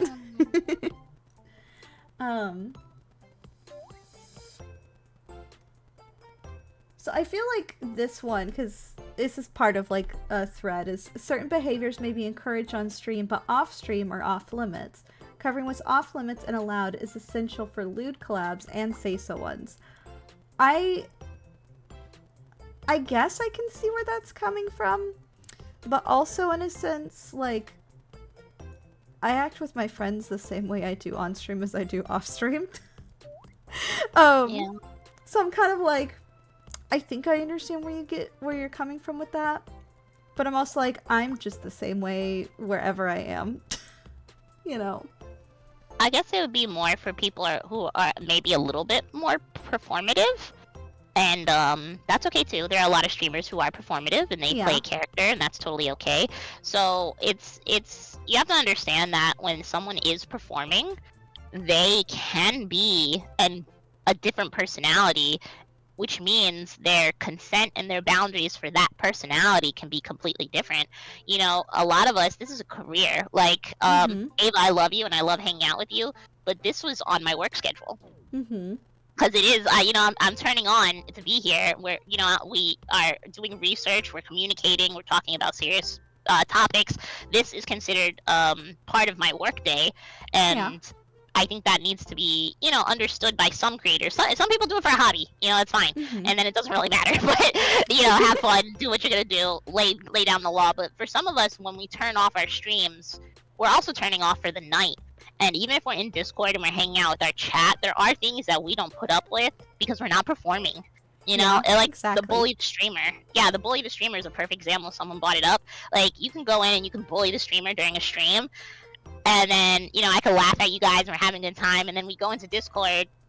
Maybe I don't want to be in that. Maybe it's too much headspace for me. Maybe it's too much, you know, mentality for me to handle it in that moment. So it's okay to say no to certain things in Discord and say yes to certain things on Twitch. Like, it's Ava mentioned this. Ava does different types of content in different spaces, and what's allowed there is not always going to be allowed here. So definitely not. It's not far-fetched to think that you can change, and it's still a part of you. You know, Ava's not a different person on Twitch than she is on whatever other application she's using. It's just, this is what we're doing today, and anything else is anything else. I guess it's just all about setting boundaries. Exactly. There you go. Back to the conversation. Setting boundaries. Consent. It all comes back. It all circles back together. Who could imagine? Who would have known? Who would have guessed? Oh my god. Oh, good surprise, shock, and awe. Sorry. No, it's so funny because it's so true. We love it. I'm just being a nugget. Like, that's a vibe. I'm a nugget everywhere, guys. Nugget. Yeah. Let's see. Oh, here's a good one. What are some signs to look out for when someone's trying to coerce consent from you? I know we talked about this a little bit. Yeah. I mean, I think depending on where you are in the relationship with the person, I think I brought it up before, you know, they're going to try to be overly attentive to you. They're going to be really eager on communication. They're going to make you feel really isolated when it comes to the way that they treat you, which is like love bombing or promising relationships that they can't give you, which obviously in the moment you wouldn't know, but it usually rears its ugly head. You know, they'll make odd or predatory jokes to see, like, measure, you know, how you feel about that. You'll notice that they're always a victim, you know, they're always targeting other people, saying like, hey, you know, they're making me look like this, like they're treating me like this. A lot of them always talk shit about their exes. That's a real clear sign. Oh my god. You know, like they'll be like, yeah, my ex was a crazy girl. Like, she did all this crazy stuff. It's like, was she crazy? Was she crazy? Yeah, and that's the thing, like, even if she was, you were with this person. Why are you being so cruel? Like, I don't understand that. Yeah, and then we also discuss, like, they'll start pushing boundaries little by little. You know, they'll pick small boundaries, and then they'll keep, like, you know, moving forward with it. You'll notice every week or every month that they're going a little bit more forward, and they'll cover it with, well, I just want you to get out of your shell. I just want Oh, you I to fit hate that. in. Yeah, exactly. So they'll do that. I think the worst one and the hardest one to combat is probably them stealing your power. And I Mm-hmm. think that's one of the scariest ones because they'll do it. It's usually shrouded in compliments. You know, I love you. I think you're great. Even though a lot of people don't like you, I'm always here for you. Oh. Oh, I And hate that. yeah, and if you are in a place of insecurity, which most predators will go to you, during your downtimes, maybe you're not insecure, but you're having a terrible week, that is when they're going to attack. And that's when they're going to get you. Mm-hmm. Oh yeah, your boss said you're stupid. I mean, it could be a thing, but I would never say that to you. Mm-hmm. Like, that's not okay. It's a clear sign that someone's trying to fuck with you. Another thing can be like trying to separate you from your friends or from your family or things like that. Either by like bad talking them or be like, well, don't you care about me? I want to spend time with you, and you're always spending time with your friends, and like Hmm. just putting that wedge between you and them so that you end up relying on them more than other people, because then if they're the only person you have, how are they gonna stand up to you? Yeah, mental manipulation at its core. Just isolation. They could also do it with it. They need you. Like, they Mm-hmm. constantly need you. Like, you're the only person that can help them. You've changed their lives. Like, so on and so forth. Like, when, if you don't mind me touching on what happened in the VTuber community, like, a little bit. We can. I kind of figured we were going to touch on it because it's Yeah. what led to this whole stream. Consent conversation. So, Yeah. there was when I read both. I read both documents. I was Mhm. interested. I did too. I usually don't, but there's a survivor, and I wanted to read their story, and Mhm. my heart goes out to them. I hate that this has to be an example, but I think it's a good idea to have this conversation and to make sure that other people are aware if maybe they're in the situation. Because after the fact, I went into my own DMs to see had that, was I in that, and I didn't notice. Mhm. And so, anyways, but the point is, you could see it happening in real time as you read the document. You could see it happening in real time. You could see where they were targeting. You could see where they were manipulating. You could see, and these are things that we only noticed because they were labeled and laid out for us. Mhm. You know what I mean? These are not things that you think about normally because you're not thinking that your friends are doing this to you. You're not thinking that the person that likes you is doing this to you. It's hard to see it on your own. I don't care how many times I've been through it. I don't care how many times I've caught it.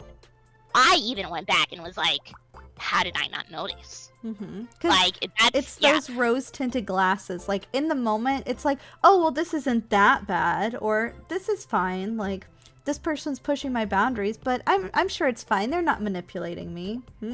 Yeah. So I just want to be very clear that it's not your fault. You're not expected to notice these things. Like, we're not built, I feel like a lot of us are always giving people the benefit of the doubt, and I think that's a clear tell sign of, a genuine person, is that you allow someone to be who they are, and then, when they do wrong to you, then you can make your decision and move forward, and I think that's a great outlook in life. So I think it's okay and not to feel bad if this ever does, if you don't quote unquote catch it in time. There's no rule book to it, but yeah, I just wanted to say that it's okay.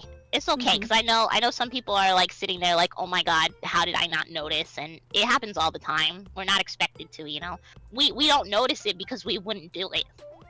Yeah.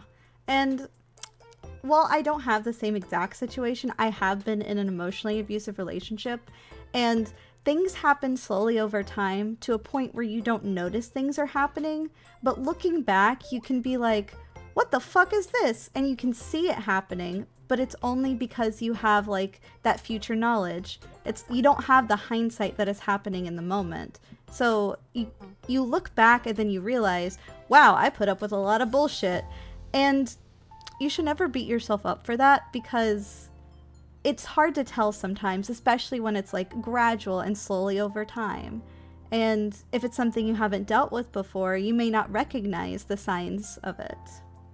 Yeah, not only that, a lot of people are very good at this. Mm-hmm. Good at it. They're used to doing it. They're used to getting away with it. So for you not to notice it is part of what they're doing. Yeah, they're doing it on purpose so you don't notice it. Yeah, being gaslit by a friend. Oh god. You never like second guess it, but because you trust real them. Friend, yeah, but a real friend would be okay with you bringing up the subject. So, like, I have one of my best friends. She's like my sister. She's like the best human being I've ever met in my entire life. She's probably in here, but let's not talk about it. But she's really supportive. But anyways, we have these conversations all the time. Like, I'll be like, did that come off? Was that okay? Like, based on me knowing what she's been through, based on the friends that she's had, based on my trauma, based on her trauma, based on my attachment style, her attachment style, you know, we have these conversations. A real friend is not going to get mad at you for asking. You know, if you feel like there's manipulation happening, if you feel it, if your gut is telling you something, just ask. Be like, hey, listen, I'm not feeling comfortable with this. Can we have this conversation? You know, someone who is trying to gaslight you, they're going to get angry. They're going to start blaming you. They're going to be the victim. They're going to get defensive. They're going to give you the signs that are going to be really clear for you. Because it's a fight or flight for them.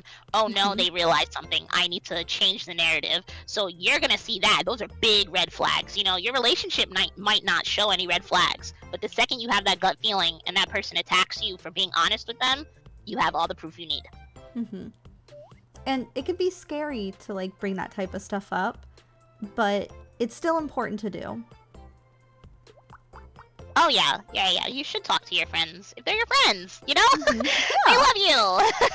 You know, they love you. They want you to feel good. And if, you know, a real friend is gonna have, oh my god, did I make you feel like that? Oh my god, I'm so sorry. Let's talk about it. Let's have this conversation. Pinpoint what happened. Where's your gut feeling coming from? And again, we talked about this in the beginning. You guys are gonna grow. Your relationship's gonna be stronger, and that's with friends, family, relationship, everybody, yourself. Like these are you could gaslight yourself. You know. It's so funny because this conversation, it really is about how you communicate with everyone and every person in your world, including yourself. So yeah, because you can gaslight yourself because you'll be like, oh, it's not that bad, or oh, it's just totally fine. Is it fine? Is it really? Yeah, girl, no, are we? Is it true? Write it down. I want to see it on paper. Let's find out. Yeah. Yeah. Oh, that was a good one. I like that. That was a really good one. Yeah, that was good. I know these things are hard to talk about, especially like if you're in that situation or if you think you might be in that situation.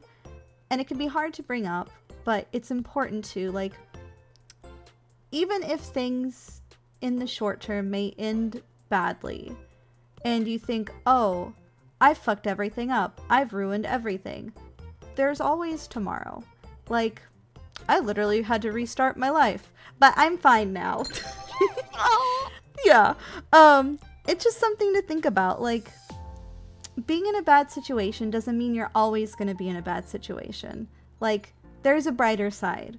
Like, it can be really scary, but if you can get yourself someplace that's a better place and someplace you can be happier, it's much more important than living in that delusion, you know? Absolutely. That's why I use the term survivor, because there is, like Ava said, there's a next day, there's a new you, there's perspective, and pain is something that can be healed. You know, we're gonna go through so much. You know, we have years. Some of us have years to be here, and we're gonna go through so much, and we're gonna learn so much, and the only way we're gonna get better is going through it, not staying stuck in it. So give yourself some grace. You know, you're in the situation today, but tomorrow is definitely a place that you can grow, change, find new perspectives, have conversations, be a better person. Like, not to give, you know, abusers any credit, because fuck abusers, but there is a possibility for them to heal too. you know, people can change. You know, they go through therapy. You know, you go through what you need to, whatever it is. Jail time, I suggest for most of them. But Yeah. you know, there are silver linings for those who do hurt people too. You know, you can grow, you can be a better person. So if you are watching this, or you've been watching everything, and you notice that you yourself may be displaying these things and doing these things to your friends, now is your moment to start having these conversations. Have I done this to you? Have I made you feel like this? Where can I, you know, get better? And start reflecting and healing, because that's the point. We're not teaching consent for people who are, you know, Ava and I think Ava and I have a pretty good grasp. We're learning more every single day, but we're teaching it to people who have, you know, no idea what structure they're comfortable doing, and that's okay. I hope that made sense too. No, it did. Tangents! I'm sorry! No, you're fine. I just want to say, Kona, thank you for gifting Kira a subby. I appreciate that. Yeah, subby wubby. And Kira brings up a good point.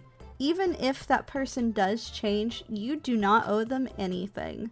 Like, oh, absolutely not. Yeah. It's great if they decided to be a better person and they're not going to treat someone else like garbage. That doesn't mean I need to respect them or have them anywhere near me ever again. And that's completely fine. Yeah.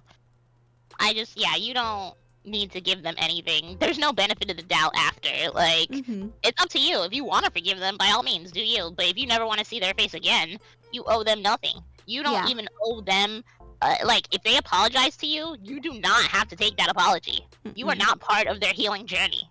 Like, it's like, get the fuck out of here. You know, the same way that they're not a part of your healing journey. Like, you don't need their sorry. You could do this without them. You don't need them. You don't need anything from them. They've done enough damage, you know? Exactly. And no matter how close you are to someone, that doesn't excuse their behavior. Like, you deserve to be treated like a good person. You deserve to be treated kindly, nicely, and with love. And if someone's not going to do that for you, they don't deserve to be in your life. Absolutely. Man, so wholesome. I love it. So beautiful. Yeah, we can be nice and wholesome here. Yeah. Also, this goes for everybody. We said this before. It's friends, it's family, it's lovers, it's partners. This is for everybody. You're not obligated to give anybody anything. I don't care if they're blood. No. I don't care if they've given you a kidney. I don't give a fuck. It's not how life works, you know? You do not need to be in any situation you're not comfortable with, and the only person that gets to decide that is you. I agree. And like, I mean, when I was younger, I hated when like family members would like give me a kiss on the cheek. Like, hugs I was fine with, but I'd always be like, no thank you. And like, as a kid, a lot of adults didn't respect your boundaries. As I got older, more people started listening. But like, you can still have those boundaries with family members, and you can say them over and over again. Sometimes they won't listen, but eventually, like as I got older, they did, luckily. But this isn't just like sexual relationships, it's all relationships. Yeah, I had something very similar when I was younger, because there's like this thing. I'm Puerto Rican, for anybody who doesn't know. I'm Spanish, Latina. So there's like a thing like bendición. It's like when you greet somebody, you give them like a kiss on the cheek, and you give them like a blessing when you first see them. It's the same thing when you leave. And as a kid, you're obligated. It's a sign of respect for every adult in the room. And I absolutely hated it on my dad's side. That entire side of the family was terrible to me. And now you want me to go in this room and show them respect? I used to hate it. So when I got older, like when I started hitting my teens, I was like, absolutely not. And that's what wedged the gap between. I started standing up for myself, and I lost that entire side of the family, and I would not change a thing. I was right. I made my stance, and I was young, and I still stand by it, you know? Therapy, bless you. Never feel bad for going to therapy. It can help you a lot. Love therapy. Oh my god. Me and Shayna, my girl Shayna, shout out Shayna. Like, girl, thank you, bless you, love her. No, yeah, therapy is great. It doesn't work for everybody, but if it works for you, always recommend it. I've been to therapy in the past, and just getting to talk with someone about issues can be very helpful. It doesn't. You didn't even need to be going through anything. You know, sometimes you go into therapy to get like some of that greatness out. You know, just like, yeah, I am awesome. Thank you, Shayna. You're right. Today was great. I love that for you and Sharon. Yes, girl. Oh, good times, good times. Oh, and I love that, Kira. Getting to teach little kids that makes my heart like so happy. Just because like I didn't get that as a kid, and like if I did ever have kids, I would definitely be like, if you don't want to hug anybody, you don't have to hug anybody. You do you, you know? Yeah. There's so much we didn't get that people are learning now. It kind of like you look at it and you're like, damn. But at the same time, you are the reason that some of these kids are getting that now. You know, we are becoming aunts, we are becoming uncles, we are becoming, you know, we're older sisters, older brothers. You know, we're getting that chance to teach these lessons, and same thing that we're doing here. It's just all about education. The next time they're surrounded by somebody, they can now talk about it, and then that will become the norm. It might take years, but slowly but surely, we are making a slight difference by just opening up and talking about our experiences. Yeah, we get to make the world a better place just by teaching a little bit to different people over time. Trying. Yeah. Trying. Yeah, it's a snowball that starts rolling down the hill. Exactly. Hey. Beautiful, beautiful. I love being able to, that's one of the reasons I love doing these streams, because like I get to teach people things that they may not know, and then I get to learn new things too. Epic. Yeah, I feel like we all you know, we're all learning some stuff, because like some of the questions were like I had to think about them, so I was like, damn, okay, alright, I have to do a little more research and be more open, because I think I post this all the time. I love the concept of learning different perspectives. Like the person who was like, you know, I'm 6'3", and I was like, damn, I've never had that experience because I've never been 6'3". So it's so interesting that I'm learning this, and now I can be more aware for all my homies that are like 6'3". Now I can watch. Now I can be an advocate, like in that situation if I see it, you know. So I gotta thank chat for that, and of course Ava for having me here for that. Thank you for being here for it. Yeah, thank you. I mean, I think I'm generally a pretty empathetic person, and getting to hear about things from different people's perspectives is definitely helpful, and a way you can learn and teach others. Absolutely. Yeah, edumacation. You need that edumacation. We're getting our edumacation today about consent. Oh, yeah. But definitely, yeah, go look into it. You know, Ava and I are just two people, two different opinions, you know. Yeah. There's We're definitely not professionals. No, we are not. I'm not a professional, especially when it comes to consent. I think we'll always be learning. Because again, we have to be empathetic to so many different versions of the world, you know? I mean, and every time you meet someone, it's going to be different, because no two people's consent is going to look identical to one another. Yeah, the spectrum. And everything is a spectrum, so this is no different. Everything is a fluid spectrum that's always changing, and that's okay. Absolutely, we love it. Rock out, humans. You guys are cuckoo bananas. I love that you say cuckoo bananas. It makes me giggle. Oh yeah, cuckoo bananas! Well, because I hate the word crazy. It makes me uncomfortable, because I feel like it's very opinionated. You know, insane, crazy. Those words should be used for more serious issues as opposed to like what we're talking about. So cuckoo bananas, you know, people out here cuckoo bananas. Valid. I can appreciate that. Yeah. Love it. Chat's also enjoying your cuckoo bananas. Yeah, steal it, take it. It's yours, chat. You go into the world and use cuckoo bananas. I need no credit. Let's see. Oh, there's another question that I hadn't gotten to. Sorry. Oh no, please. Go for it. We kind of touched on this a little bit, but I think they asked this because we were talking about it, but I'm demisexual and I can't be intimate with someone unless we are very much in sync already. The idea of needing a signed piece of paper for every possible thing just feels humiliating, because it assumes I'm not going to say that word. You can assume what that is. It's an open channel of communication enough.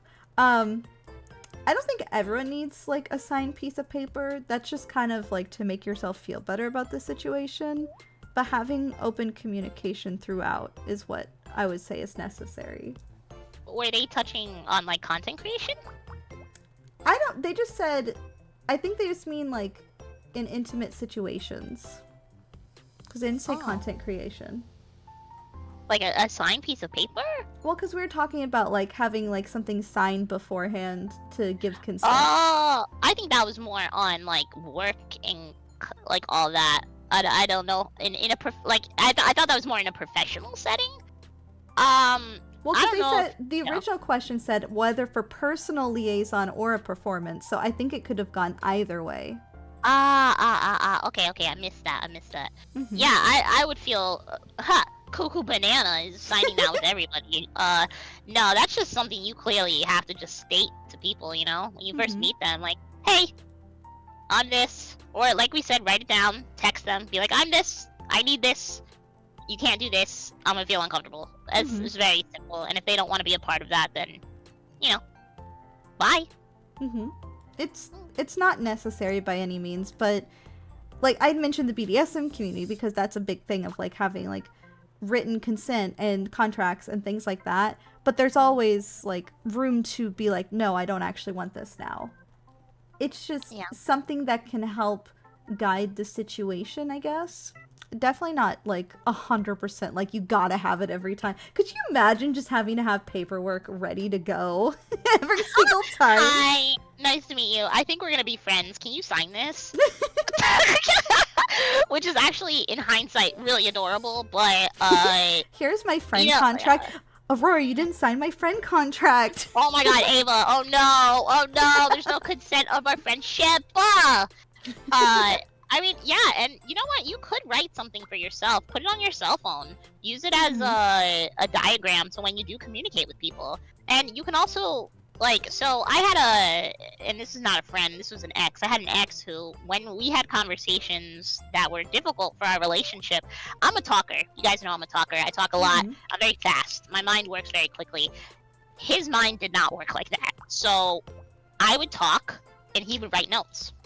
Then he would go. Like, I would like go play a game or watch TV. Then he would take his notes, he would go, and then come back. And then he'd be like, okay, I'm ready to discuss. So then he would tell his part. He needed that structure and that line so that it went into his head. That's how he understood things.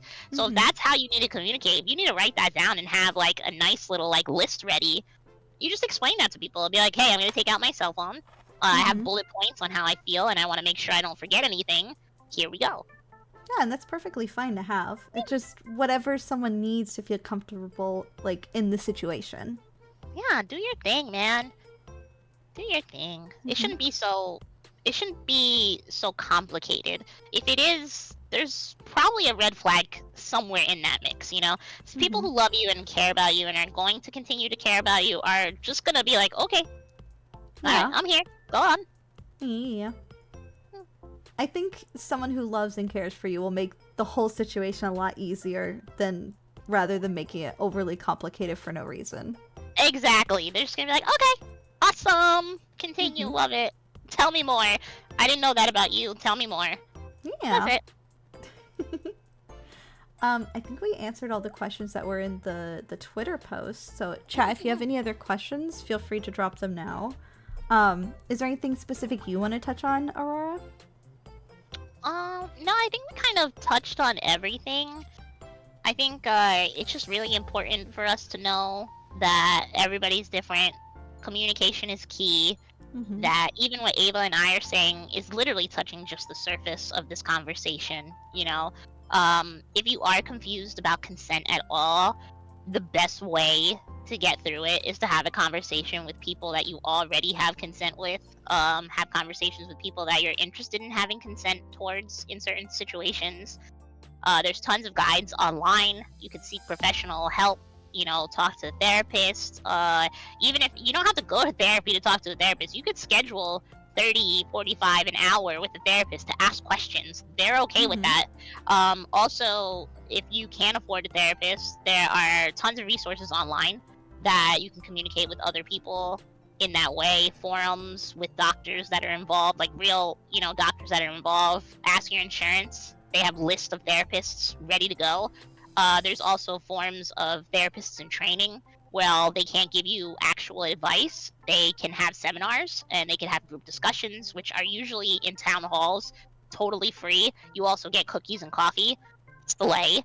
Yeah, there are options everywhere. So if you are confused at all, please go out of your way to find a place that you feel comfortable, because the more that you're educated, the more that everyone around you is too. Mm-hmm. I think that's really good. It's also nice for people to know. Yeah. So we have a bit of a serious question. Okay. How do you heal from a non-consensual intimate experience? Do you want to go first, or? I don't mind going first, but Would you like to go first? Yeah, it's a tough question. So, I'll be honest with you guys. Okay, so trigger warning, sexual assault. So I've been in situations where I have been sexually assaulted. And not everybody's gonna heal the same way, you know. For a very long time, there are even situations that I didn't realize I was sexually assaulted until I got older, which is, I think, a normal thing a lot of people go through. And healing starts a lot with forgiveness of yourself, not anybody else involved.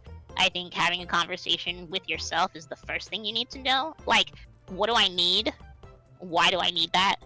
What happened? And how do I feel about it?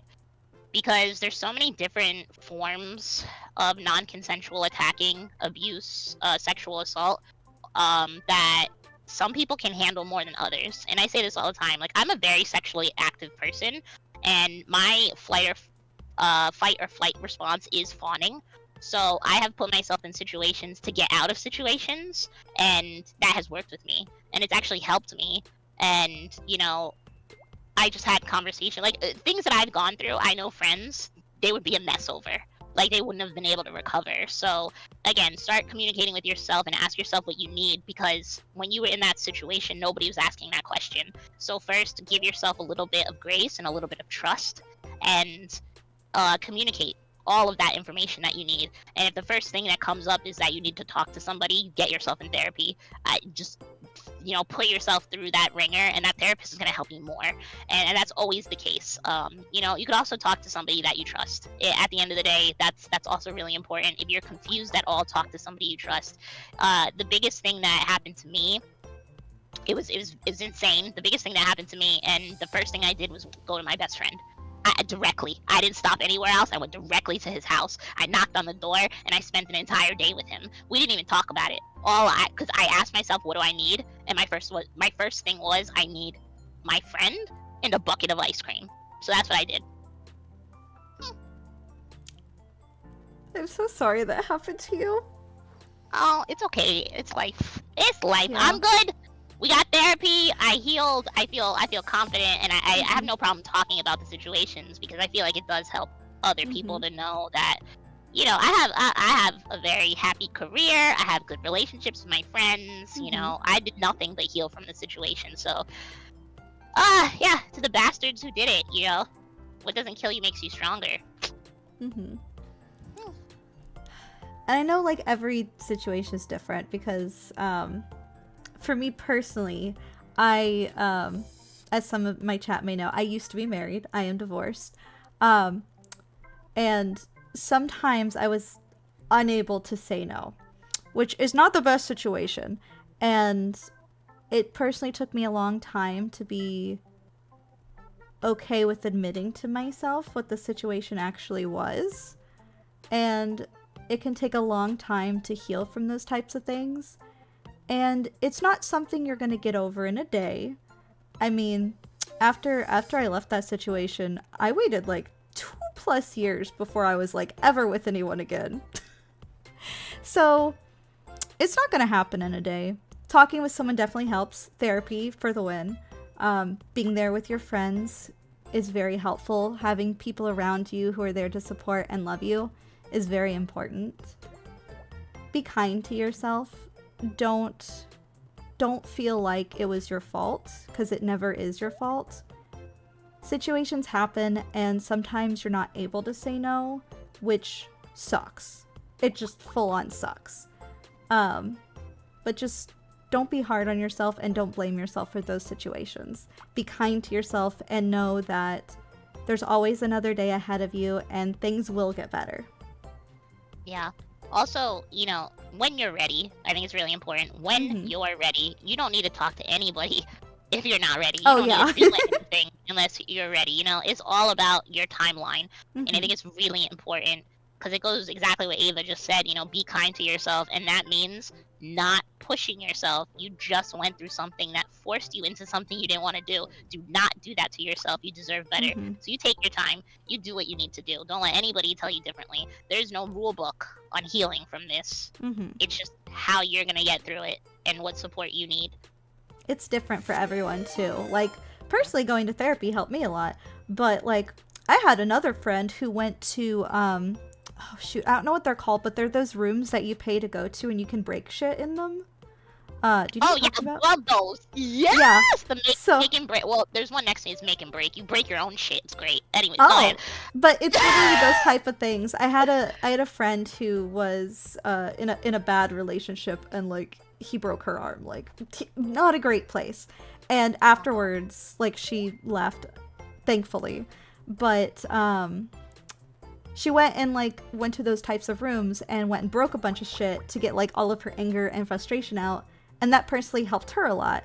So there's a lot of different ways and methods to use to heal yourself, and no one way is right or wrong. It's just whatever feels right to you.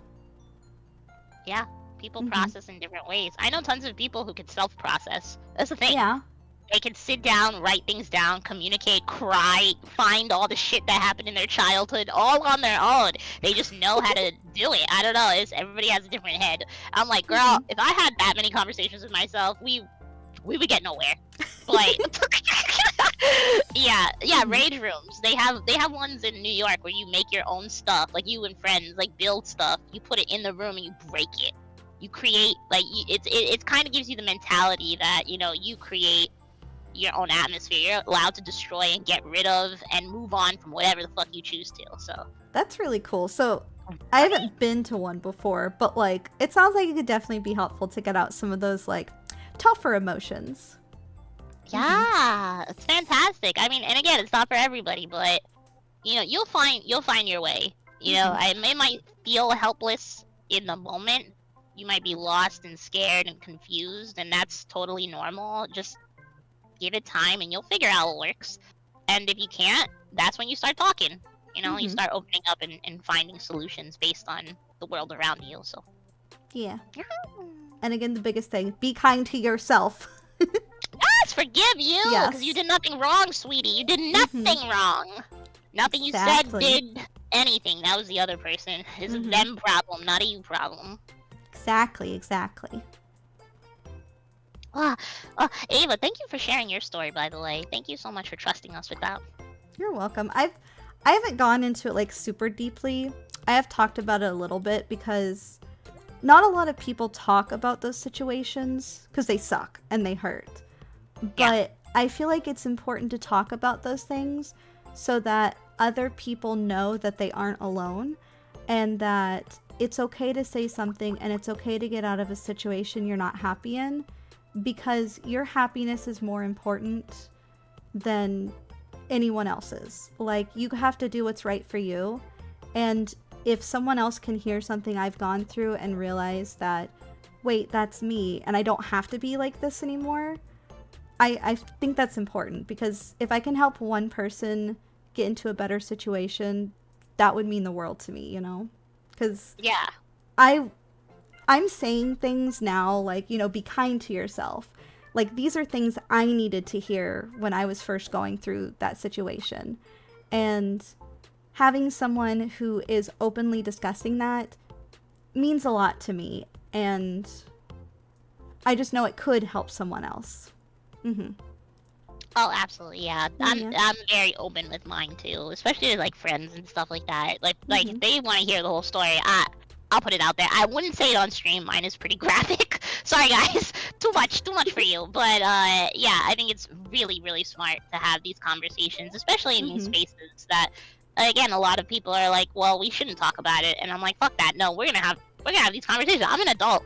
I want to talk to people about this. I want to make a difference. I want to use the platform I have. What is the point of me having this platform to not communicate and heal and help and grow and, I don't know, change everything around me, you know? Positive, Exactly. yeah! Positive, but not like negative positivity, you know? Yeah. What do you call that? Yeah, toxic positivity. I appreciate you sharing as well. No. I feel like for me, it's also kind of a way to heal because it's like, yeah, this happened, but that's in the past and I'm in a much better place now. So things do get better. Absolutely, yeah. Mhm. If things get better, it's life. You have ups and downs, and you're gonna get through it. It's okay. Everything's gonna be Yeah. okay. We got you. We're here for Mhm. you. And you clearly saw that the community, when they want to rally, they do rally. Yeah. You know, they goddamn rally. You know, you saw it 1 minute, and then they were all behind this person. You know, they Mhm. all went behind, and so you know there are gonna be people there for you. Don't be afraid of that part, at least. Yeah. I love that we can both have conversations about this. And I guess this also just shows like how important it can be for someone to have consent. Because you never know what's happened in someone's past. So respecting them and giving them that consent is very important. Yeah. And I think communicating about what's happened to you is pretty important too. I've had friends and stuff like that, or people that I was going to like, you know, hook up with or whatever, be like, "Hey, I am incapable of doing this, this, and this because this happened to me. Here's the information. This is how we can walk around this information, just so you know." So don't be Mhm. afraid to communicate with people because, like, don't be afraid to have these conversations. You don't have to hide your scars. They're goddamn beautiful, and the Mhm. person or the people around you are going to respect the scars. You know? Mm-hmm.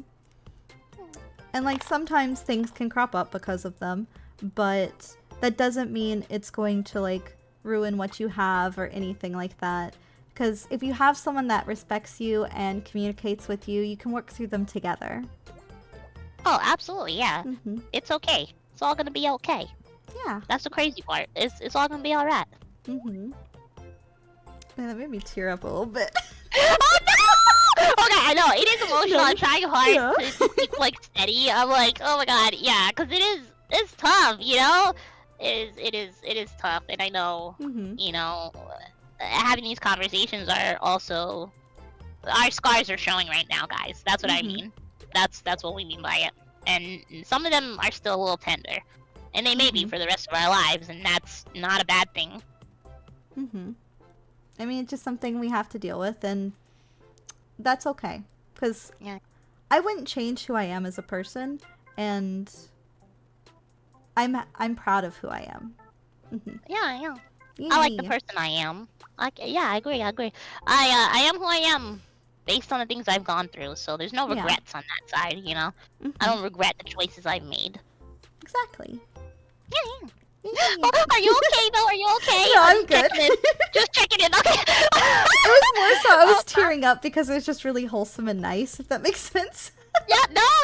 Happy tears. Yeah. Calming tears. Tears exist for everything. It's about like an emotional burst, you know. Yeah. People are like, crying is for sadness, and I'm like, no, it's for emotional bursts of anything, please. There's a So, lot of different types of tears, and these were yeah. like happy, content tears, you know, like Yeah. getting to share this type of stuff in an open environment and people listen and not judge you and to help people learn just how important consent is. Yeah, it's beautiful. It's beautiful. I love Yeah. it. Yay! Thank you, chat. Thank you, chat. I'm just an emotional person. No, me too. Oh my god, Mhm. I cry on stream all the time. I think everyone's heard me cry. I just Oh my cry God. at everything. I don't know. It's okay. I guess and I'm not always like that. I used to hide a lot of my emotion. Like I never used to cry, but you know, I did go through a lot of shit, and I was like, why am I hiding this? Why am I not, you know, shouting to the rooftop exactly how I feel all the time? And now I do, yeah. So crying, girl, I love to cry. Let's cry. I mean, crying can be very helpful. It's not exactly something I enjoy doing, but it does happen. And that's I love a good cry. I just sit there and cry and be like, ah, I feel so good. I'm going to the gym now. Like, Damn, couldn't be me. I don't go to the gym. well, that's also a form of, you know, that's like a therapy thing for me. Mm-hmm. I do yoga and stuff like that. But Oh, that's I love anxiety, yoga. depression. Yeah, the Yoga's best, great. right? Mm-hmm. you don't have to go to the gym to get your body to be healthy. That's Yeah. You don't have to. You can do it at home. You can take a walk. So Get my own yoga mat at home. I don't have to go nowhere. Yeah, exactly. Yoga with Adrian. Let's go. Can't. I guess we've been going for about 2 hours. I'm gonna ask chat one last time if there's any other questions, because I know you also need to stream, which is something we talked about. Yes, I'm streaming. I'm literally, when Ava's like, we're almost gonna go, I'm gonna like turn on my OBS. Man, I could just raid into you, you know. I'm just saying. Yeah, if you didn't have any plans, I don't know if you guys want to see me play video games or go chat with another serious topic. I don't know what's going on in your lives, but if you want to see me play video games, I guess. I'd be happy to raid into you. Alright. Let's see. But yeah, I'm happy to help chat with any other questions. If they do have more, I'm in no rush.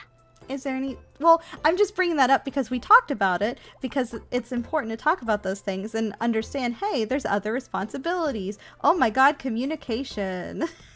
Oh my god, consent! We love to see it. Yeah! We love it! Oh my god. Thank you so much for that. But yeah, no, thank you. I appreciate it. But yeah, if chat does have more questions, I'm happy to stay a little bit longer. Is there anything else you wanted to say? I know we've touched on some heavy things. I know! Wasn't expecting to come out of the gate like that, but no, I feel pretty good, and I hope everybody got something out of this, and I hope you guys feel comfortable communicating and moving forward.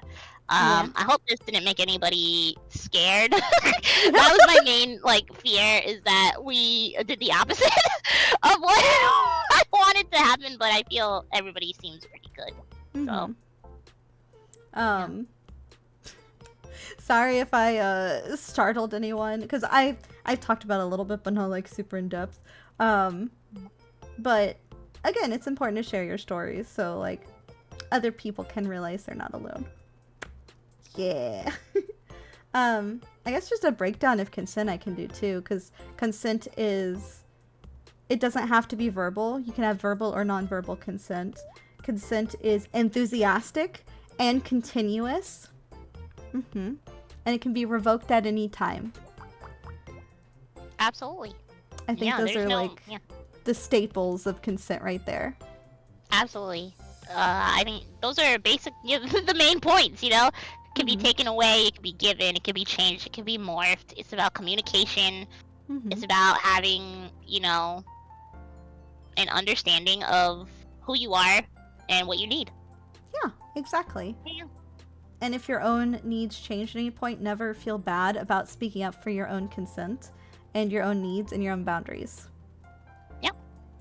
Take your time. Try to love yourself. Give yourself some grace. I think we got it. Yeah. I feel like we do. Yeah, I think we did it. I feel pretty good about the conversations we have, and I don't know, I feel a little bit lighter too, because I think for the past couple of days, all we do is we're doom scrolling, reading all this crap, and you can't miss it. I have a large following on Twitter, so it's one of my platforms, so I'm on there more than I should be. Same. And you could block it all you want, it's still shit just filters through sometimes. You can't miss it. So these conversations are great. So you don't have to just have them with us. Have them with your friends. Have a discussion. I agree, because it's important. It's very important, and it will always be important. And you're always gonna learn and grow from these types of conversations. I agree. All right. I think we're about done then. We're gonna rate you whenever you're ready. Oh, okay. I'm gonna, I guess, start that. I'm gonna say thank you, Ava, for having me today. It was awesome. I had such a good time. Thank you, chat, for having me today. Thank you for hearing my stories. Sorry we went a little deep there. I'm not sure if a lot of people were expecting it, but I do appreciate you guys being so kind and open and, I guess gentle with Ava and I about these conversations. So yeah, thank you so much for having me though. I love it. This is so cool, and I really like lurking in all the other ones, and I hope you keep doing it, because I think they're really important conversations that you guys have. It's something I really enjoy doing, and thank you again for being here and wanting to talk with me about consent and getting surprisingly deep and opening up with me. It was nice. Yeah! I feel like we got to bond a Thank little you. bit. Right? Trauma bonding, let's go! Oh my god. Oh my god, trauma bonding, yes! I love it. But all of you in chat, we're going to raid into Aurora when she's ready. We're going to go to my offline screen, though. Be sure to give her lots of lava love. She deserves it. She's amazing. We lava her. Yesterday was her birthday. No, it was. It was. Thank you. Hey, I also have a March birthday, so I'm going to shout out other March birthdays, so. Wait, what? Yeah, you do have a March birthday. I knew that. I said Yeah, happy it was birthday. on the 4th. Oh, yeah. Okay. I was like, wait, did I miss that? No, I didn't. Okay, good. You're hilarious. I love you. Yes, thank you so much. Yes. Lots of love to you and your community. I appreciate it. Thank you. But thank you, everyone. Just wait around and we'll be raiding into Aurora. And I guess I'll see you all, I was going to say tomorrow, but that is correct. I'll be on Vex's stream tomorrow. So I'll see you tomorrow on Vex's stream. It'll be much more fun. Yeah, me and Vex are doing a wedded, bedded, intended. It's like me, Vil, Papa Mutt, Mari, Ko, and Faith. Oh my goodness, let's go! That's It'll awesome. be a lot of Alright, fun. I gotta lurk in that. Yeah, I'm a okay. lurker. I'm sorry. I am. There's nothing wrong with that. But Yay! I'll see you then, chat. And I love you all very much. Good night. Bye, chat. Bye-bye.